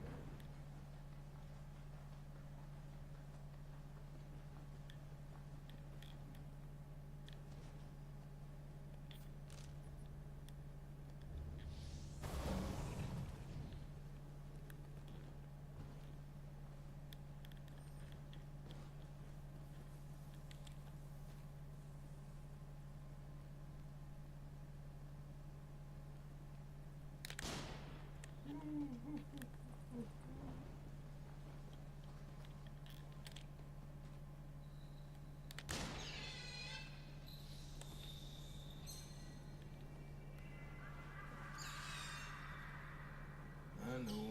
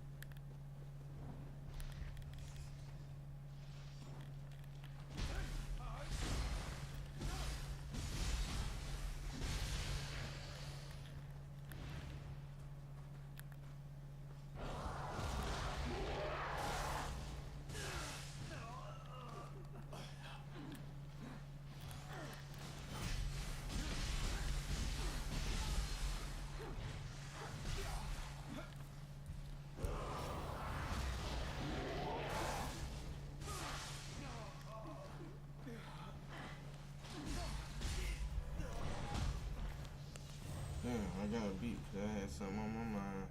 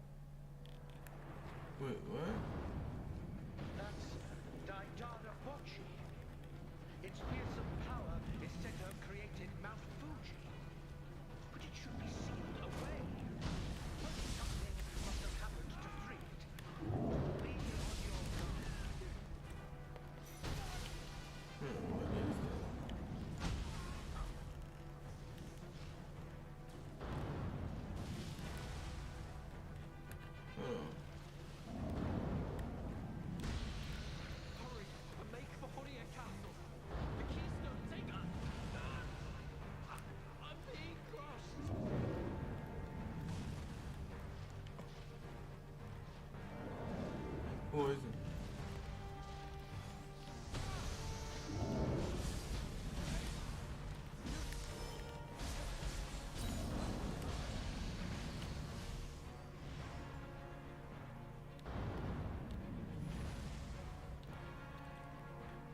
Yes,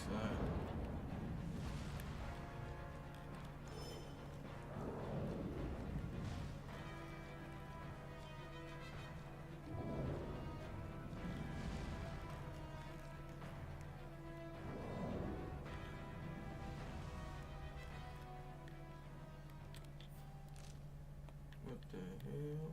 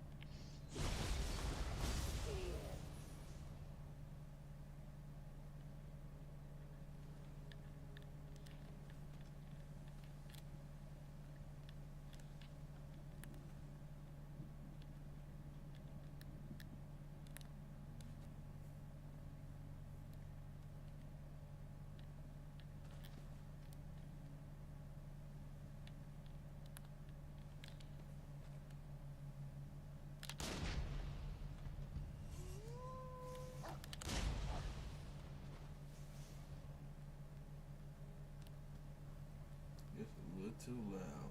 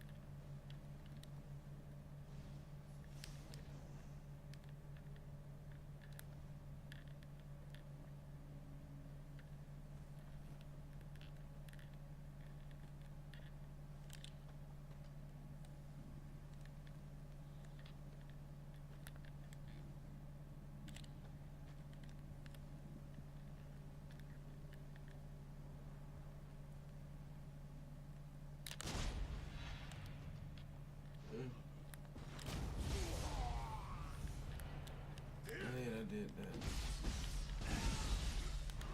There was no honor.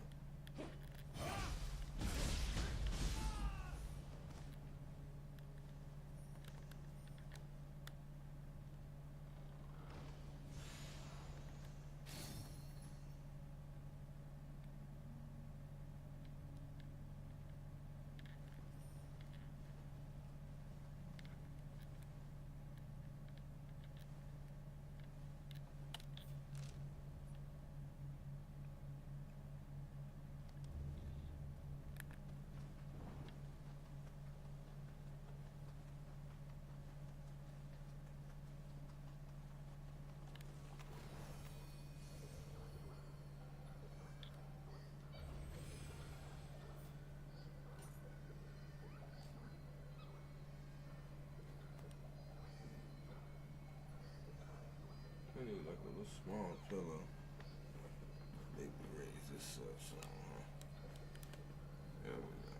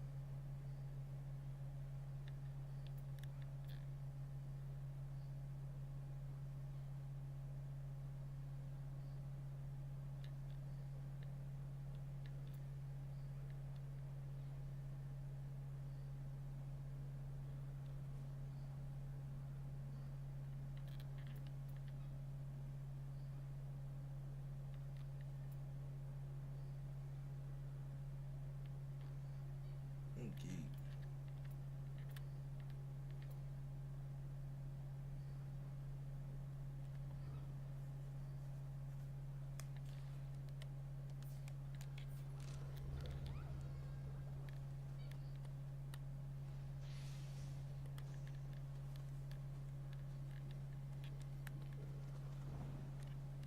Takechio, we are too late.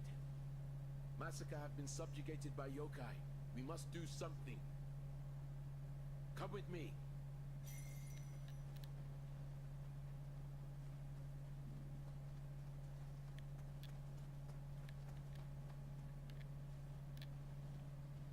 I am ready.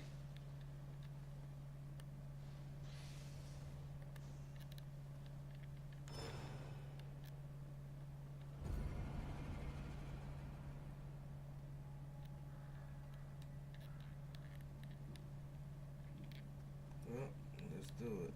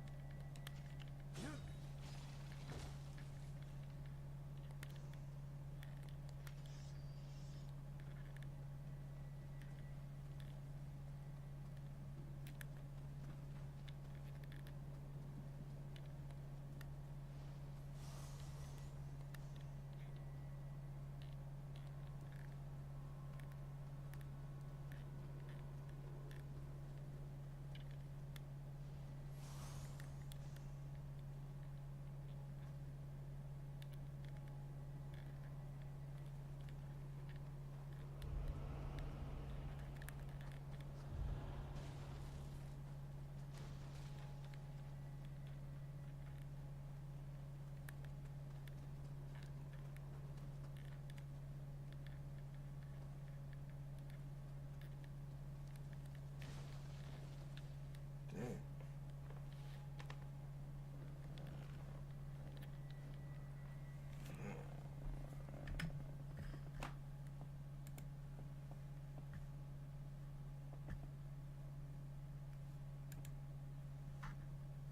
Appreciate that CEO paid.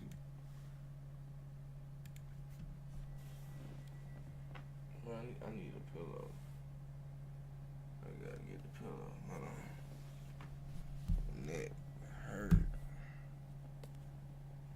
Bad, Jack. I'm talking about bad.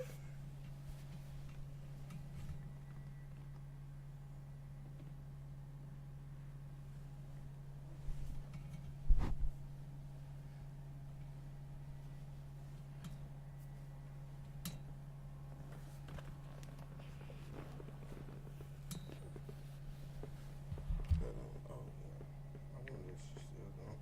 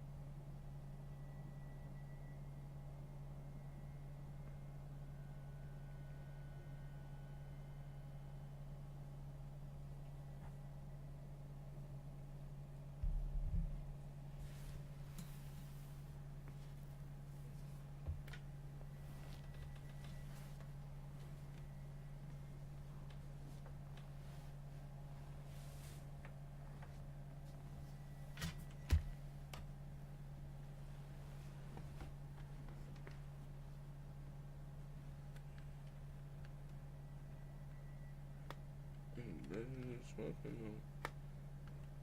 Right. Or am I right? Wow.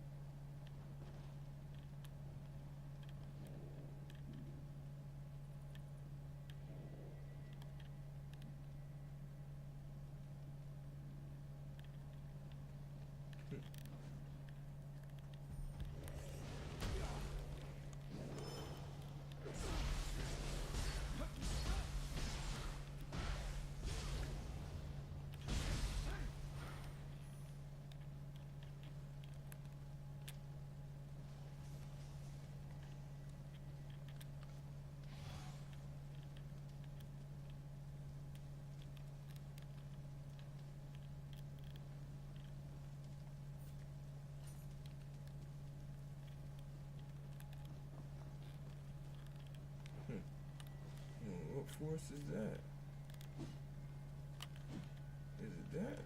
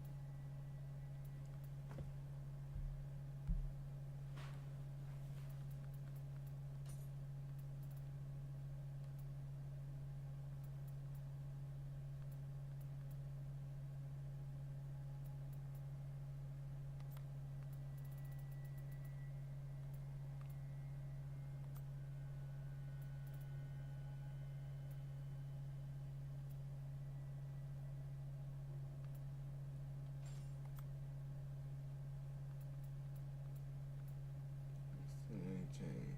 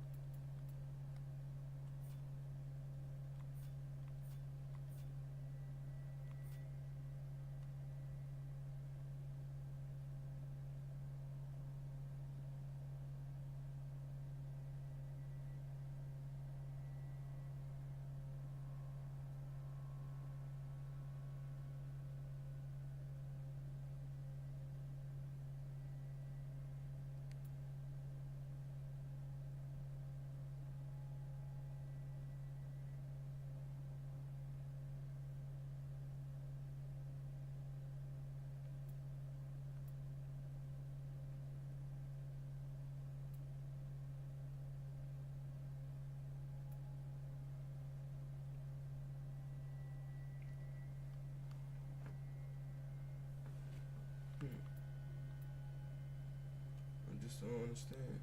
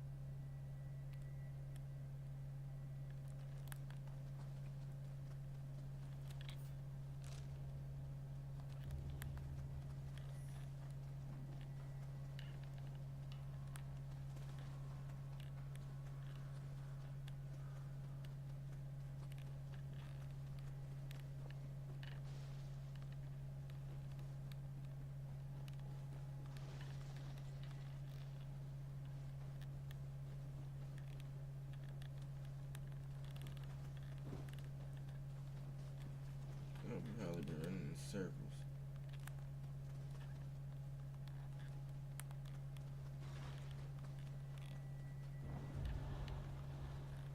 Yep.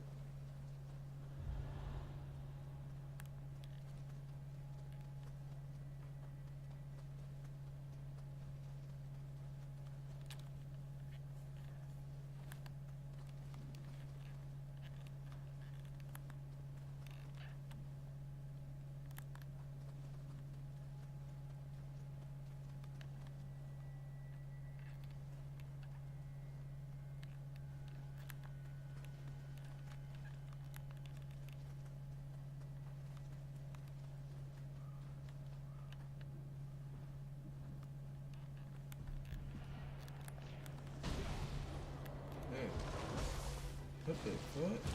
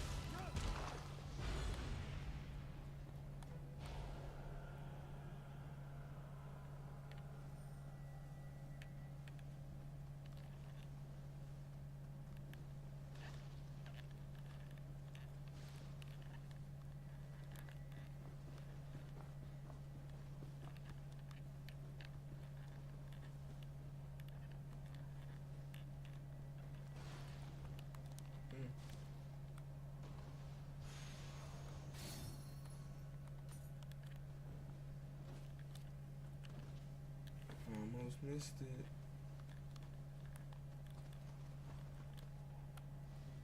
It is Hexagon's bring everyone back, Quincy. You'd better come back alive. Look, bro, what the fuck? Oh, let's see.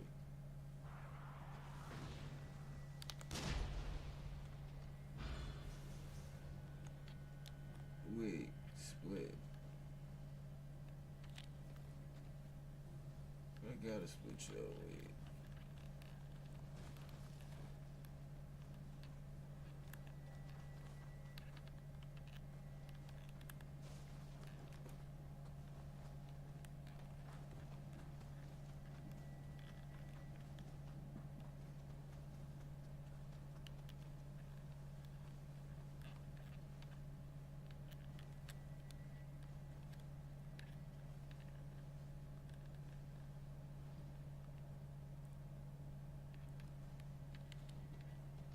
That shit shoot him right in the eye.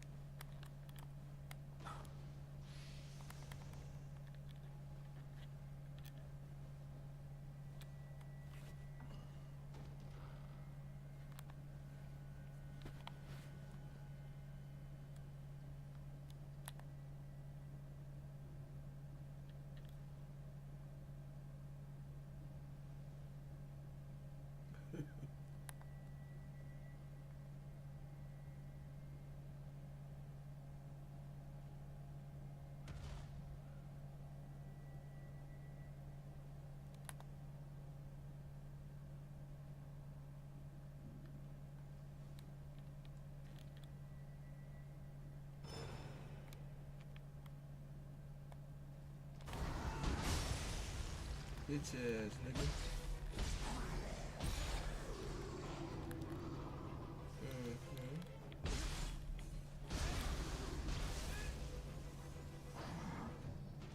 No, that hurt.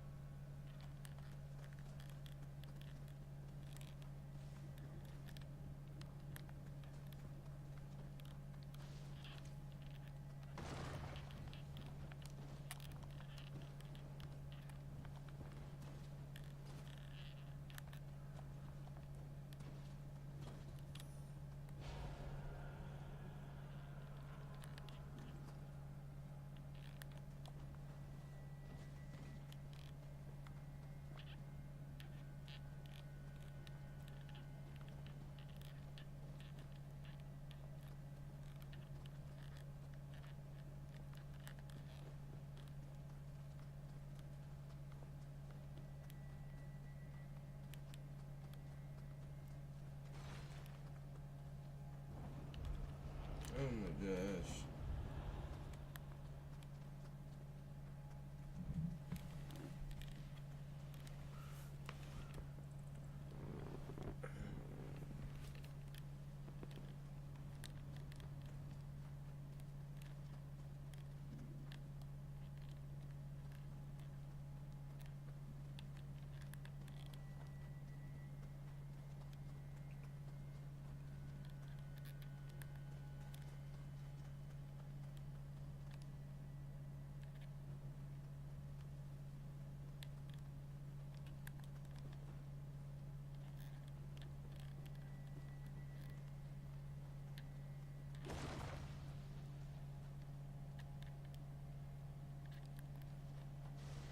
What was that?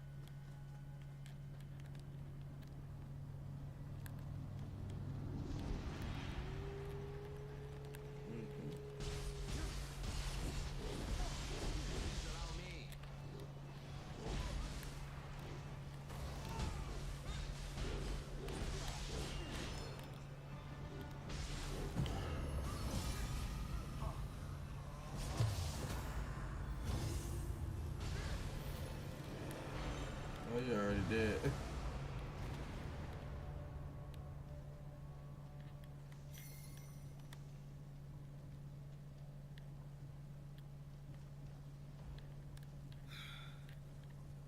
I believe that was the last. Takachio, over here. Truly, you have my thanks. This should put an end to them for now. But yokai in such numbers must have come from around the hunting caves. A cave has been found near a beach to the southeast. It seems to be an ancient secret training area for Shigendo practitioners. The yokai that assailed Maisaka appear to have originated there. Our troops cannot remain on the roads unless we address the source of the disaster. Your abilities are most suitable for this task. Could you go investigate the hunting caves? Our troops cannot remain on the roads unless we address the source of the disaster. Your abilities are most suitable for this task. Could you go investigate the hunting caves? I guess.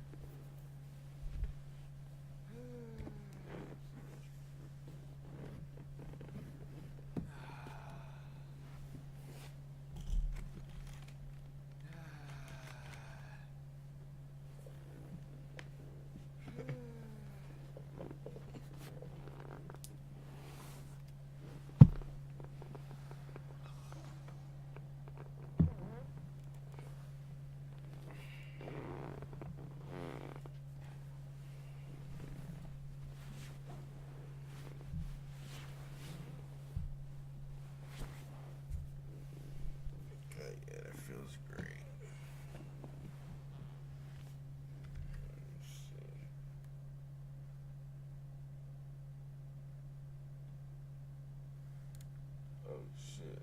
Oh no.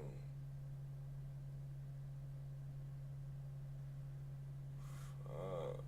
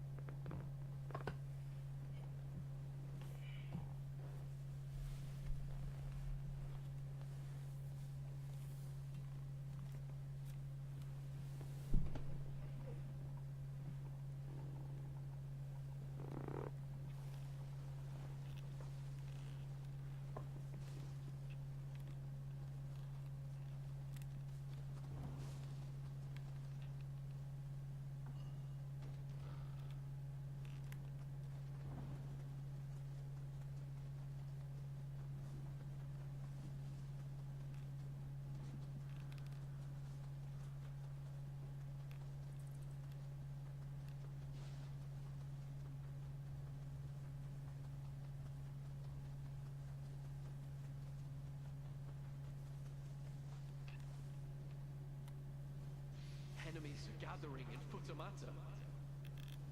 We have to go assist the town. What can we do against Yokai?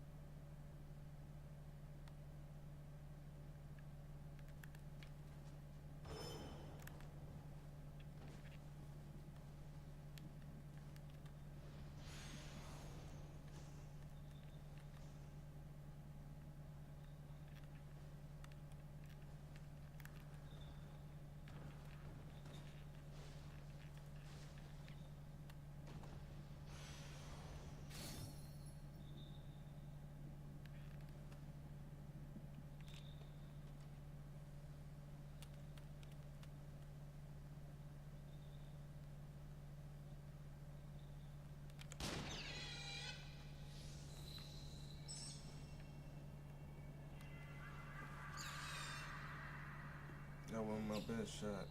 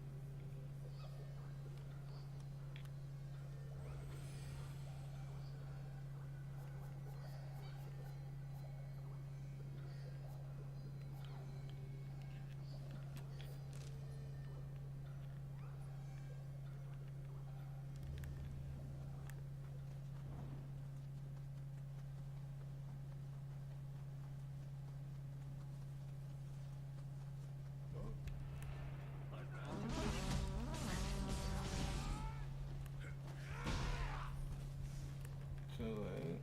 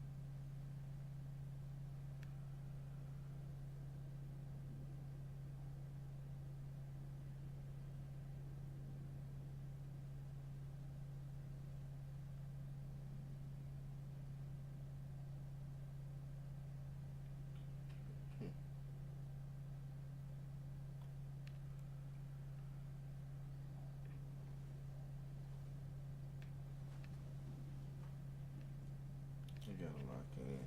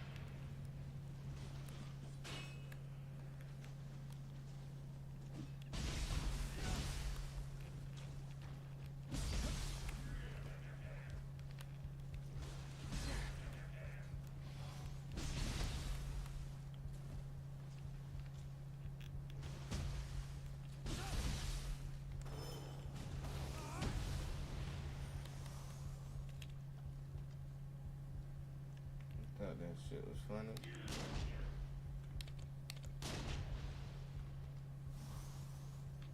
Fat head motherfucker.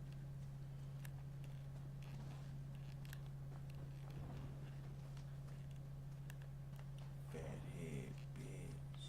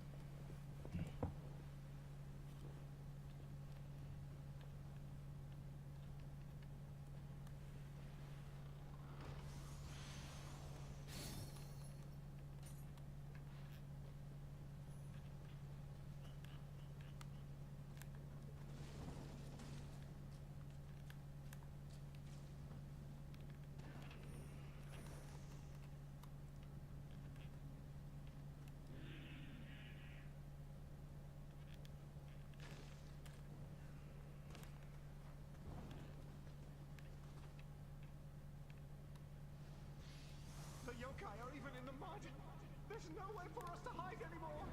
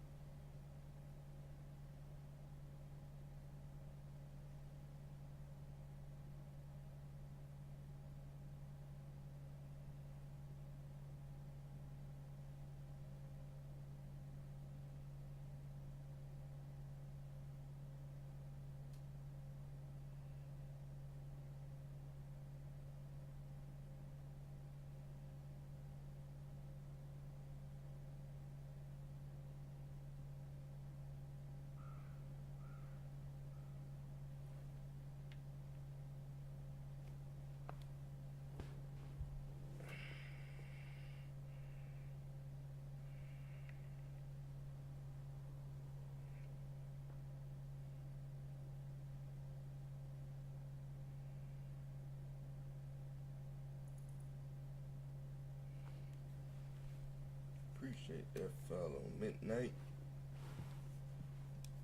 Man, I'm out.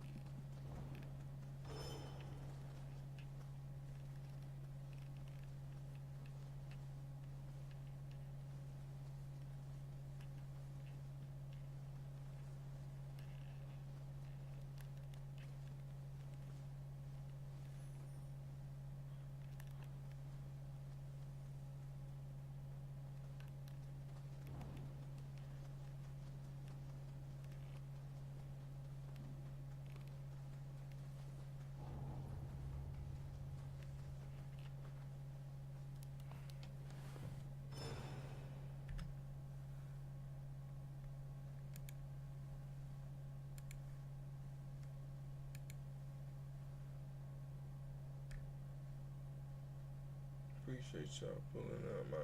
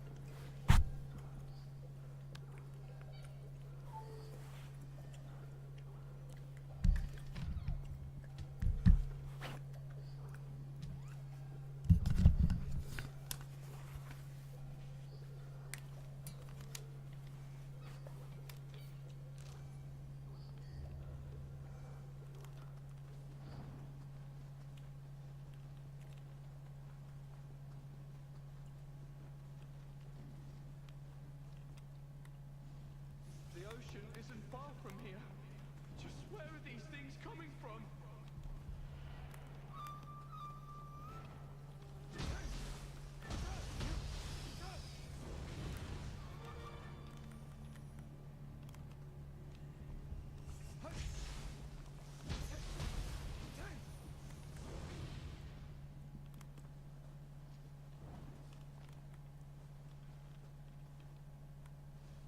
Ow! Ow! Ah, there's sand in my eyes. How did that happen?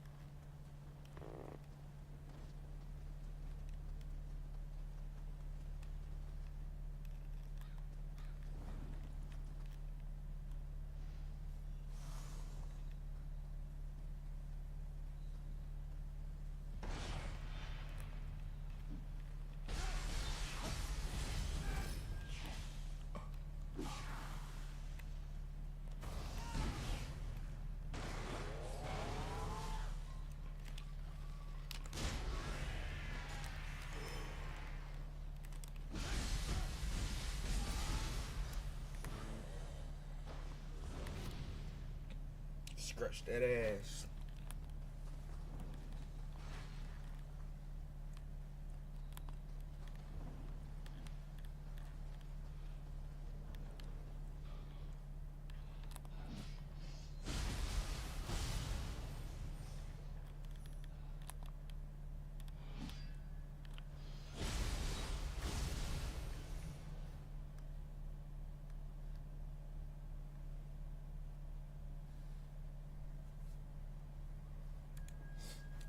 What do?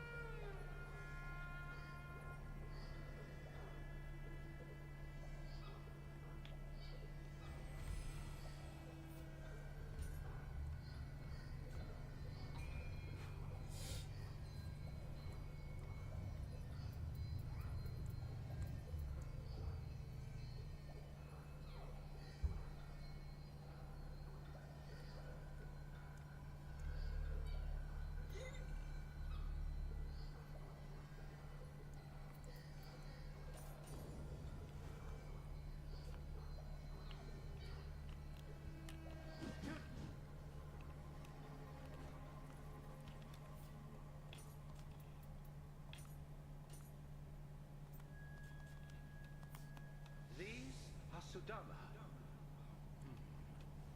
The appearance of that huge yokai is driving business away. It seems some were unable to escape. Well, let us continue.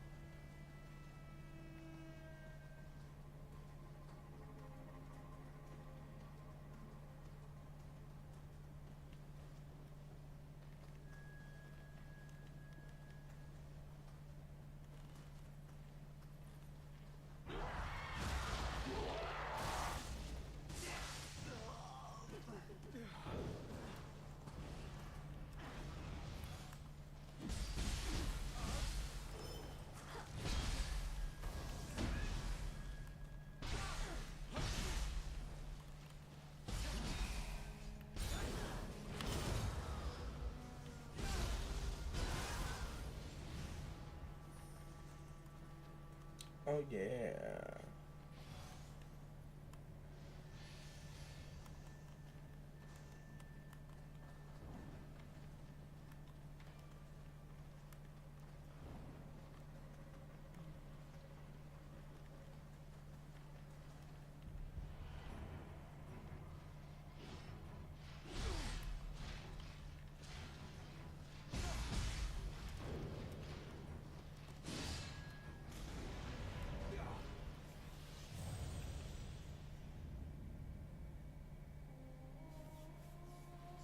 You gotta be fucking kidding me. You gotta be fucking kidding me.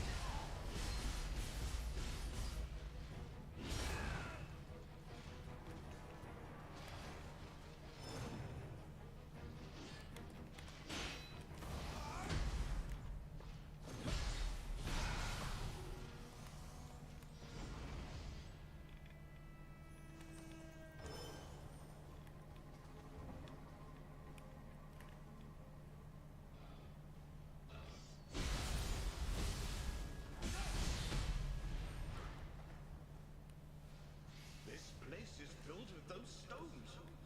I thought it was just some cave, but it looks like I hit the jackpot.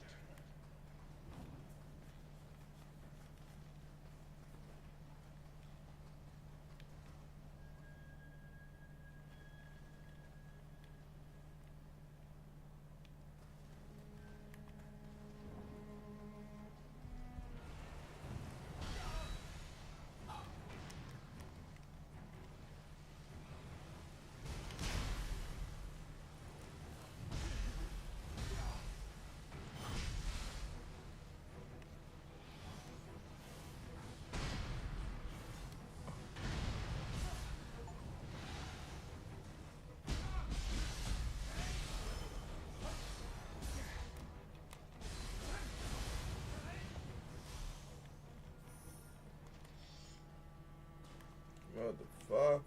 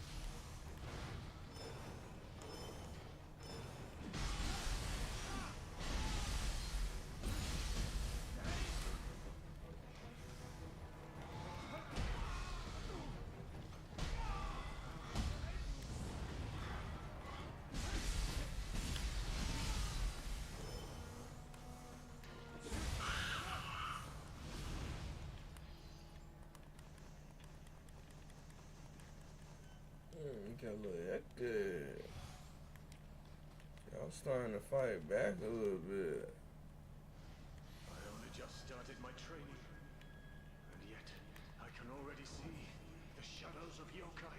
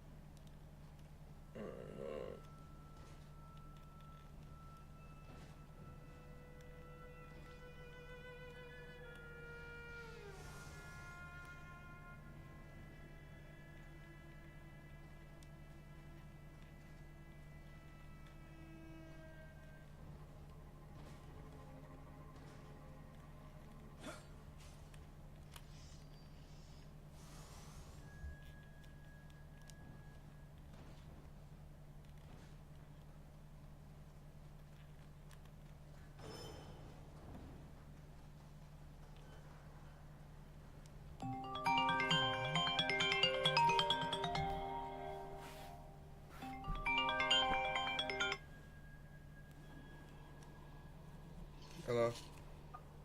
Alex, you gotta go out today. I don't know what it is, but these police are bad. They down our street, and they down 61, and it's all the sheriff. But they all parked. I do not know why they so bad today, but they are bad. So no speeding. Make sure you call it your dad and to chill. I do not know why these police. I just went past one on our street. I was almost on 60. He was parked, but he didn't get me. I'm obviously not who he's looking for. They looking for somebody. And I'm telling you, don't let these folks I mean, they bad. Sheriff. So just be careful. All right? Mm-hmm. All right. I'm telling you, don't be ordering stuff in the mail. I'm just telling you now. Don't think that people ain't looking at every activity that you do. Oh, they do. Don't think they don't. And I told you, told you too many times. The enemy comes when you least expect it, snatch through. Because he like to make you think you're getting away with stuff. And you just seen it too many times. I said somebody can fool you once, fool you twice. The next time the fool is on me. You fooling yourself. And the Bible says it's real bad when you fool yourself. It's bad when you fool your own self. Real bad. You think it's bad when somebody fool you, when a woman make a fool out you. But I'm telling you, it ain't no worse than you making a fool out your own self. Be careful. Okay? When you say you're going cold turkey on something, you go turkey on it all. Let it all go. If you ain't letting it all go, then you got to make it up in your mind. Like my coworker told me her son did. He said, I can't stop on my own. I need help. He got help, and when he got help, his whole life turned around. You have to. He married, got his first child. You have to. He was an alcoholic too. Cause you don't know how he made it. Listen to this. You have to make it up in your mind. Don't be weak. I don't know why. Did you talk to your Uncle Nada yesterday? I don't know why. He called Mama yesterday. I heard he thought I was gone. He said, I need to call Alex. He said, tell him, watch it home Depot. I don't know why. I was like, I heard him. I was like, why? I said, what you telling him to watch it for? At Home Depot. He said, that King, I thought she was gone. He would say, I'm just telling you. You see, the Holy Spirit be revealing stuff to other people to help you out. I just say, watch yourself. Don't get too relaxed with your coworkers. Don't get too relaxed, too familiar. Don't do it. Don't get too familiar. You stay in a managerial type way. Be pleasant to people, but you stay in a manager type position, supervisor type role. But at the same time, you're pleasant. You have to balance it. Don't get familiar with them. They don't need to know nothing about you. You about them. All y'all need to do is get your work. Do your job. Don't start messing with women on the job. It's bad when you start doing stuff like that. Do not get caught up like that. People have lost jobs and got in serious trouble on things like that. Keep it professional. You just stand and echo that job. That's the CDX. You stay professional. Do it. If you ever start to listen to what your mama tell you, you'll go a long way. Because you have to understand, the enemy fights you on listening to those who actually love you. See, he don't want you to listen to me because he know I love you. And because I love you, I'm going to tell you the truth. Nothing but the truth, so help me God. People who love you tell you the truth. People who don't really love you, they ain't telling you the truth. Because they don't care. When I tell you all the stuff I'm saying to you, it's love. You're thinking that the enemy fights you and tell you it ain't love. She don't care nothing about you. She wants it. No, it's love. Otherwise, it becomes flattery. Flattery is a trick of the enemy. And I don't plan on flattering myself on my son. The truth, nothing but the truth. So help me God. I'm telling you, you can stop doing whatever you do. You don't have to keep doing that. Nothing should have control over you. Nothing. You don't let nothing have no control over you. The only one that should take control of you is Jesus, because Jesus is gonna lead you to righteousness. All the rest of the other stuff leads you to destruction. I don't know how come it takes you young people so many times to see it. Everything that I told you to come to pass is true. I mean, does it take you getting deeper into stuff? It don't take all that. A wise man learns from the first time. He don't keep doing the same thing. Wise people learn the first time. Foolish people keep doing the same thing and think you're going to get a different result. The Bible is full of wise and foolish. Wise people and foolish. It's wise when you learn the first time. It's foolish when you have to keep doing the same thing and think you're going to get away. Or you're going to get a different result. Don't work like that. No, don't work like that. Sorry. You got to do something different. Good morning. Can I get a name for your order? Oh, I like your name, Arabella. Thanks. Pretty. Let me get a chicken mini #1. Okay, mini. Yeah. What's the drink on that? Sunjoy with unsweetened tea. Unsweet tea and regular lemonade? Yes. Any sauces or condiments? Honey. Honey? That'll be all. What was the name on your order? Kim. Sure. It's going to be $8.61 for you, ma'am. You're good to go. You have a All right. nice day. Thank you. You too.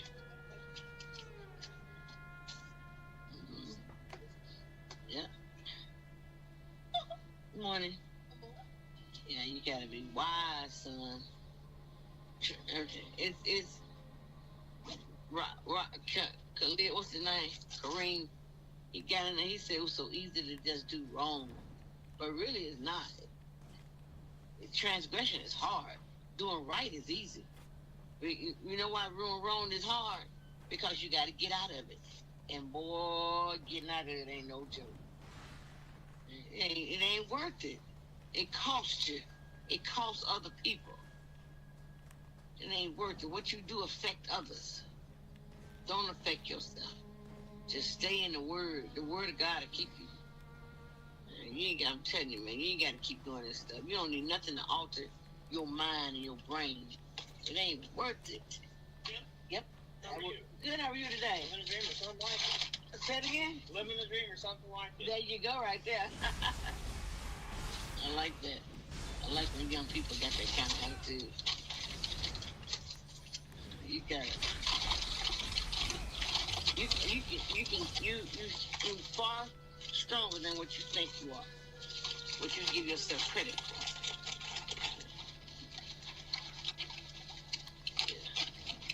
See, I know you can be farther along than where you are. And I credit you for where you are now. Because it's the grace of God. But don't let the enemy fool you, because he mad. Because he thought he was going to take you out. Kill you. Have you locked up. Put in a prison. Have me worried. Trying to kill us.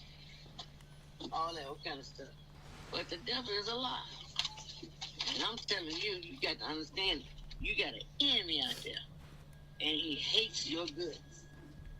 And he hates all of us with passion. He has what you call perfect hatred towards man.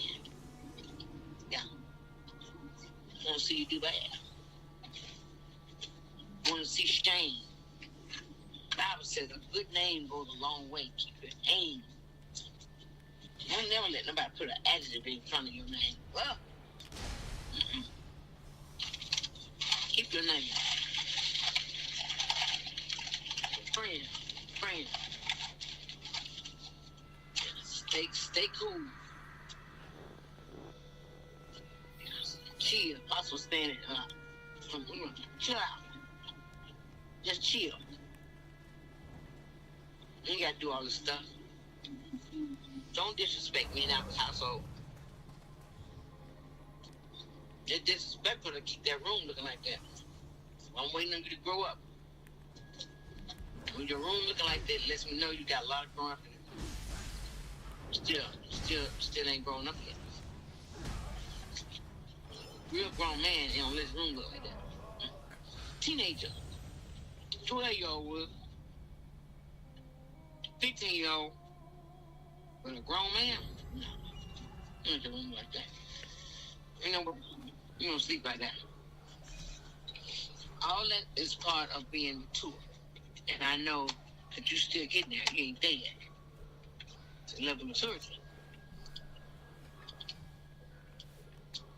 You gotta get your maturity level up. And you would never let your room go there. Not a real grown man. Why you think I'm with your dad? When I met your dad, he had his own place. And I went over to his house. Ain't no way Albert didn't have nothing look like that. It was mature. When you ain't mature, you can do that. You'll do that. You don't take responsibility for it. You'll sleep and wallow in. You ever seen a teenager room? It's disgusting. But a 30-year-old man room? No. You think Apple let his room look like that at 30 years old? What can he teach his son? You ain't teaching him nothing. You ain't learned. You think you're mature, but you're not. It's the little foxes that spoil the vine.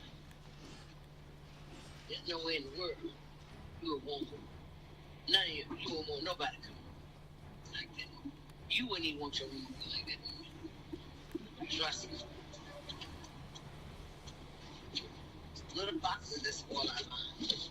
But the little things that show you maturity, that show things about you, that show a lot about you. Your room like that.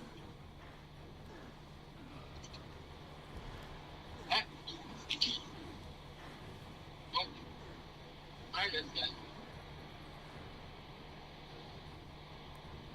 I just pray God help me mature.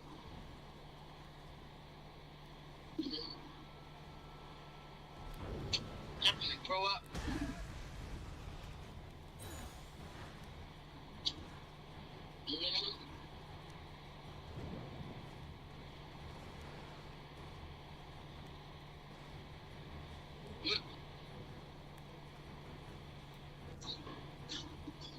Look at it. We both know. Yeah, we love you. It's just taking a long time.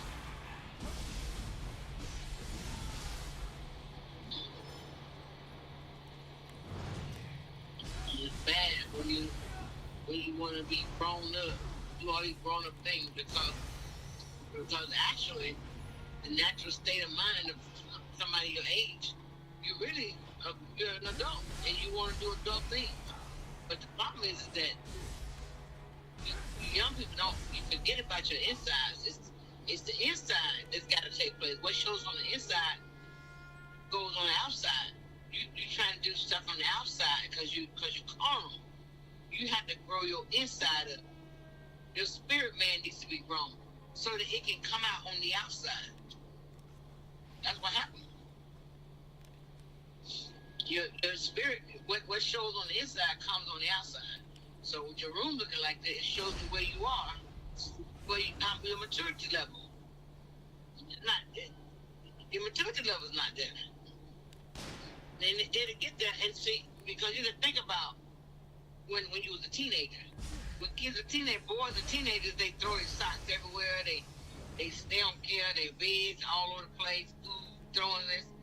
But when you doing that at 30 years old, that means your mind's still back at the teenage stage. And lets me know, it's because what's going on the inside comes on the outside. Sure. And then you want to be treated like an adult. Well, you have to understand that all of other people it's hard for them to treat you as an adult when you're not doing the mature things. It's hard. I mean, it's like talking to a 2-year-old and say, "Here the keys are." We can't do that. You got to get to that level. And I'm telling you these things. I've been telling you for so long, but for some reason, the enemy really fights you on maturity. He fights you on that level. He fights you on being wise. You got to use wisdom. And first thing you do is you don't listen to what everybody. You don't get involved with everybody. See, now you want to be supervisor on a job. Now you got to understand these are mature level positions. So what you gonna do? You gonna get on everybody else's level? If you want them to take you serious as a supervisor, then you gotta act more mature. I didn't say act better than somebody, but you gotta be more mature. You can do the work physically, but are you able to handle it mentally? Mentally, are you there? You can't do everything with everybody. You can't be a supervisor and smoke with your coworkers. You can't do it. You can't be a supervisor and dating the woman. Aren't you seeing that with these these coaches and stuff keep getting in trouble? You cannot date the people that work for you. You asking for trouble.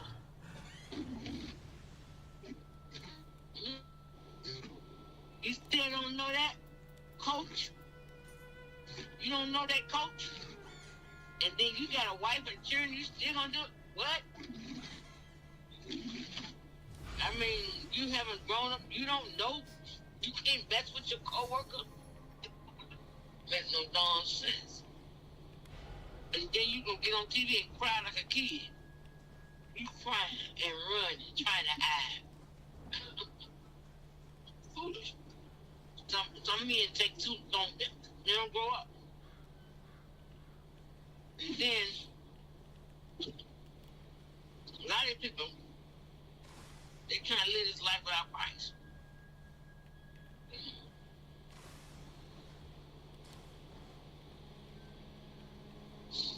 They say Christ alone.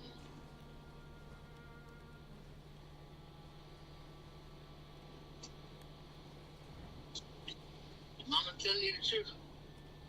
Look to you hear. He who has an ear, let him hear what the Spirit of God is saying to him. I'm telling you all the truth.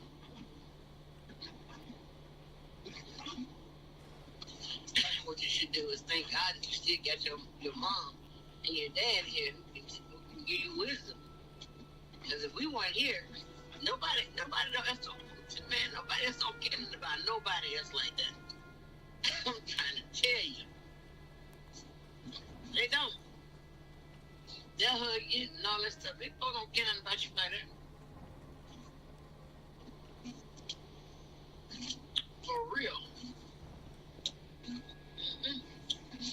You have to prepare yourself. Wisdom is in your mind. Hey, my parents are getting older now. I'm putting myself in a position that if I have to take over where they live, the house, I need to know all this. I need to have my level of maturity. Well, your level of maturity, I mean, something happened to me and God forbid, I couldn't leave my house. You tear it up. You can't even keep up. You can't even keep a 4x4 room. Well, I say not 4x4. I say you can't even keep an 8x10 room. It's disgusting. It's horrible. The closets, you go in there, you got ashes in there, you got all kind of crap. It's crazy. You can't even throw the, when you get food, throw it away. Don't make no sense. Those, what, so what it took me our years to be able to get ourselves together, you're destroyed in less than a month.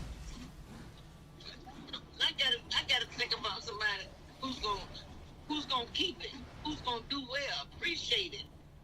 You don't even appreciate it. You don't even appreciate in our house. You gotta appreciate our house in order to get your own space.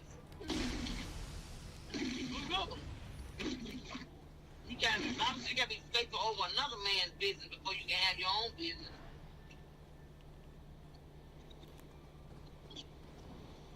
The Bible is on point with everything. I'm just saying.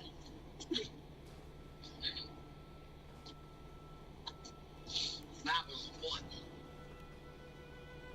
So you can whatever.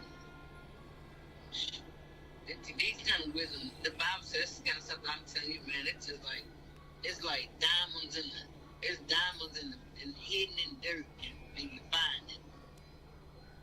The people, you think that physical stuff is it, but when somebody can give you words of wisdom, I'm trying to tell you, I'm giving you words of wisdom.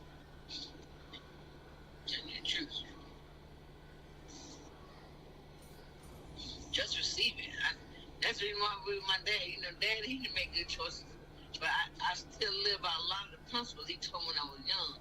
Because I thank God for the things that he told me, because it kept me from a lot of stuff that I would have been. He told me stuff that the little principles my dad gave me, man, it took me a long way in life. And the reason why it took me is because I was obedient to that. I listened to what he had to say. I believed it. Because I knew that my dad would never tell me nothing wrong. Never. Dad ain't been perfect all his life, and Dad used to be young. He older now. You just know him at his older age. See, I know when he was young, because this is my daddy. And he told me all this good wisdom and nuggets because he had been out there. He seen it. He knew. And it kept me. And I thank God for some of my friends that come over there. He would tell me, she still tell me today. I'm telling you, people don't understand wisdom and principles. That's took for a long way in life. That's what Denise was teaching, man. I mean, our mom gave them, you taught them manners.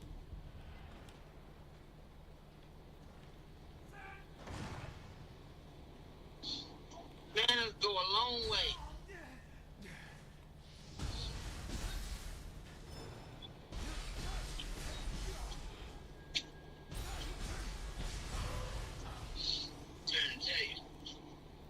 That's what kept you, because you were mannerable.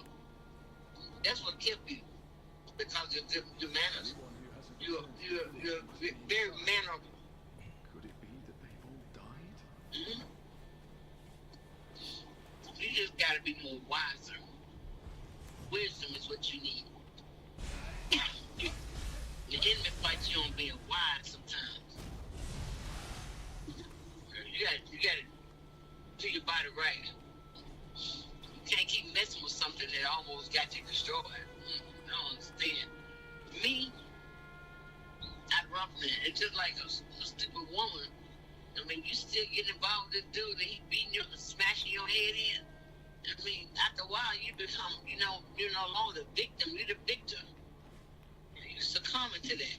You want to, you become foolish then. So how long you gonna keep letting him smash your head in and things all right? How long you gonna keep doing the same thing and think he gonna do better? No, he a fool. Yeah. You see, don't take in stuff into your body you know is destroying your body. Are you gonna keep doing that? How long? That same little old piece of filth and stinking stuff could have got you put away for years. I mean, really? Man, I wouldn't want to see that stuff. Man, I'd be an advocate for them to do away with that mess. So what does it have to do to you? Kill you? It's poison. That's what wisdom comes in at.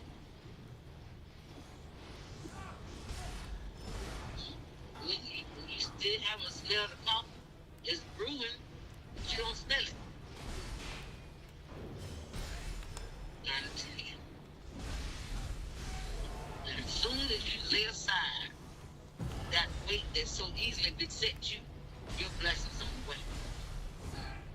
God got so much in store for you. He's gonna give to you right now. But you gotta cook. They can police. I mean, they in trucks and everything. That's a pickup truck. These police is bad. Ooh, look at them. They everywhere. Look at them up here. They hiding and everything.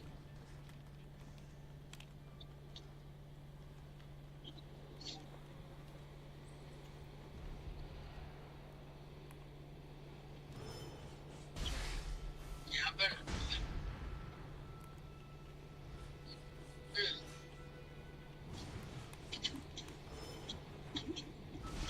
These places are terrible.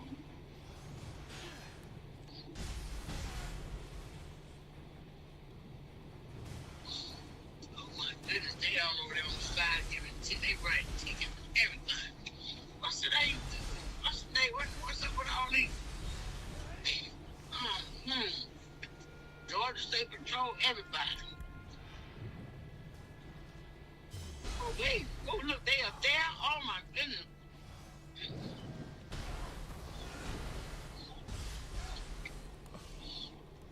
Oh, my God.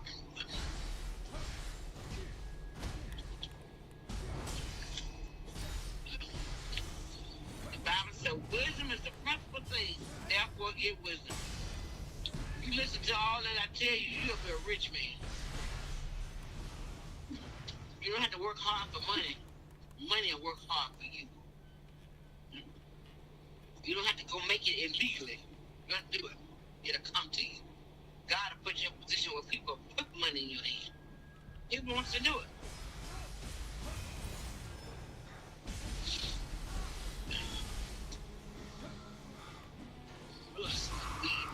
Jesus, those things. It's sad, man. It's really sad that people done got caught up in that stuff. They lazy. I'm telling you, this thing so bad. Whoa. All in my heart. It's sad. It is a sad, sad story. And you gotta smoke like that.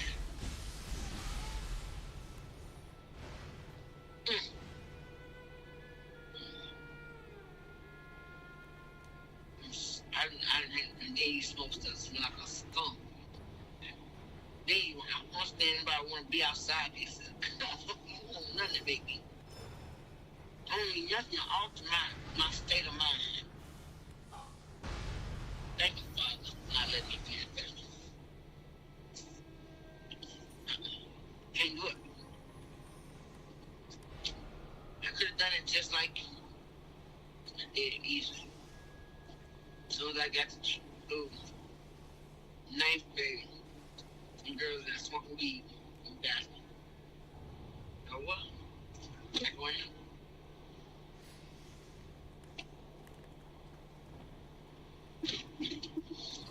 Life is about choices.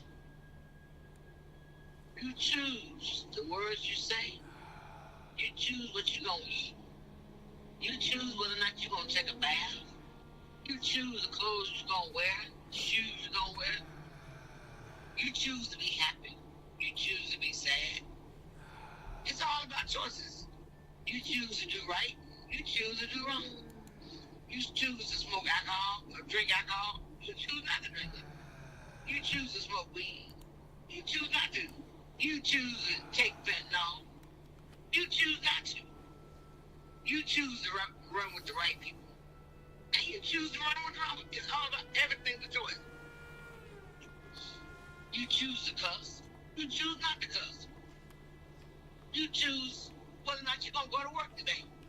You choose not. You make a choice. Nobody's there to make you do anything. Unless you get behind them bars.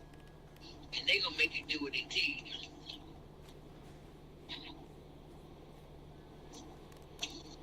Yeah. You choose what time you go to bed. Choose what time you wake up. It's your choice. You choose to go to work, you choose not to. It's what life is all about, choices. Then it all becomes about the choices you make. Are they what? Are they going to bring you prosperity? Are they going to bring you to poverty? Are they going to send you to a jail? Are they going to send you, let you be free? It's a choice. Yeah. You didn't become, these guys, you didn't become a daddy just because. You chose to get in that bed with the girl. You made a choice. You didn't have to do it. You could have kept all your spermicide to yourself, but you chose to share it. Don't get mad. Don't get mad at your choices. You chose it. And like I said, it can bring you prosperity, or it can bring you heartache. It's up to you. God gives you that free will to make a choice. He'd rather you choose his way, because he know his way leads to life. He know his way leads to prosperity. He knows. But it's all man's choice. You can choose. Nothing don't have to make you do nothing. No weed don't have to make you smoke it. You choose to do it. Yeah. So you make it have power over you when you leave the choice to that.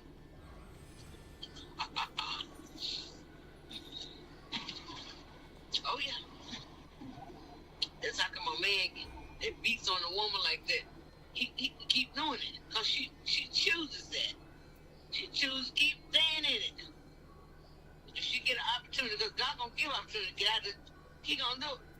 She chose it. Yeah, just go ahead on and keep choosing it.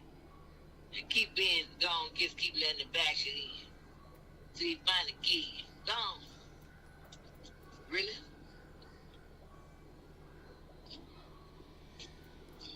It's your choice. Yeah. God is a good God. That's a loving God. He wants you to choose righteousness.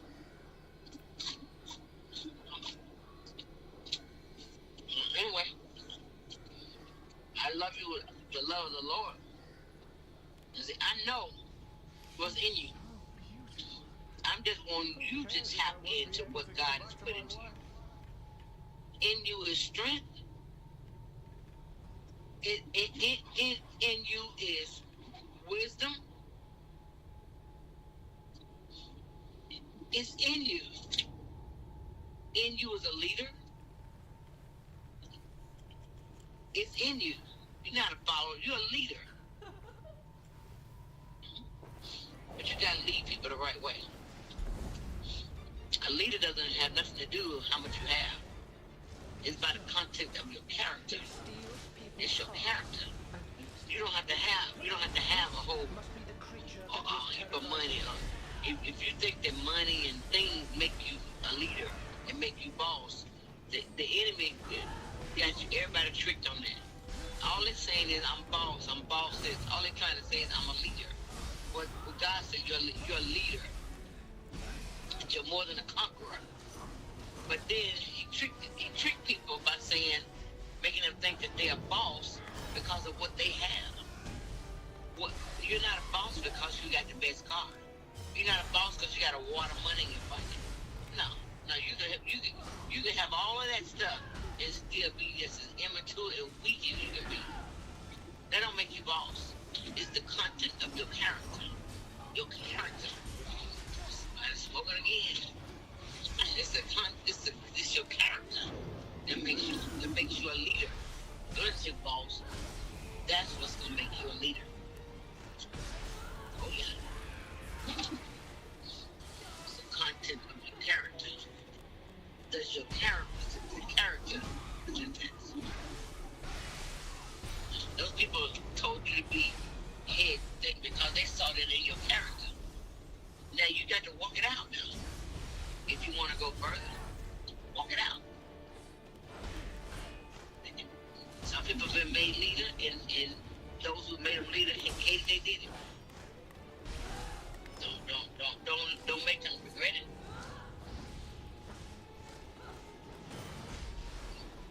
I know what's in you. And how they can regret it, don't make bad decisions. Remember, Home Depot belongs to the owners. It's not your company. You're just there to represent and run it and help them and help them do your part so that they can have a company. You're just there to do your part. You can't own their grounds and be doing what you want to do. I don't think so. That ain't your company.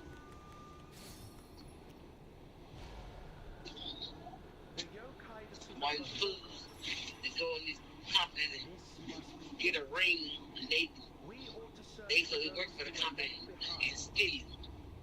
Really? This ain't your darn company. Fool. And you ain't, so you can't be, you'll never be leader of nothing. You ain't even faithful over another man's business. The Bible said you gotta be faithful over another man's business before you can have yours.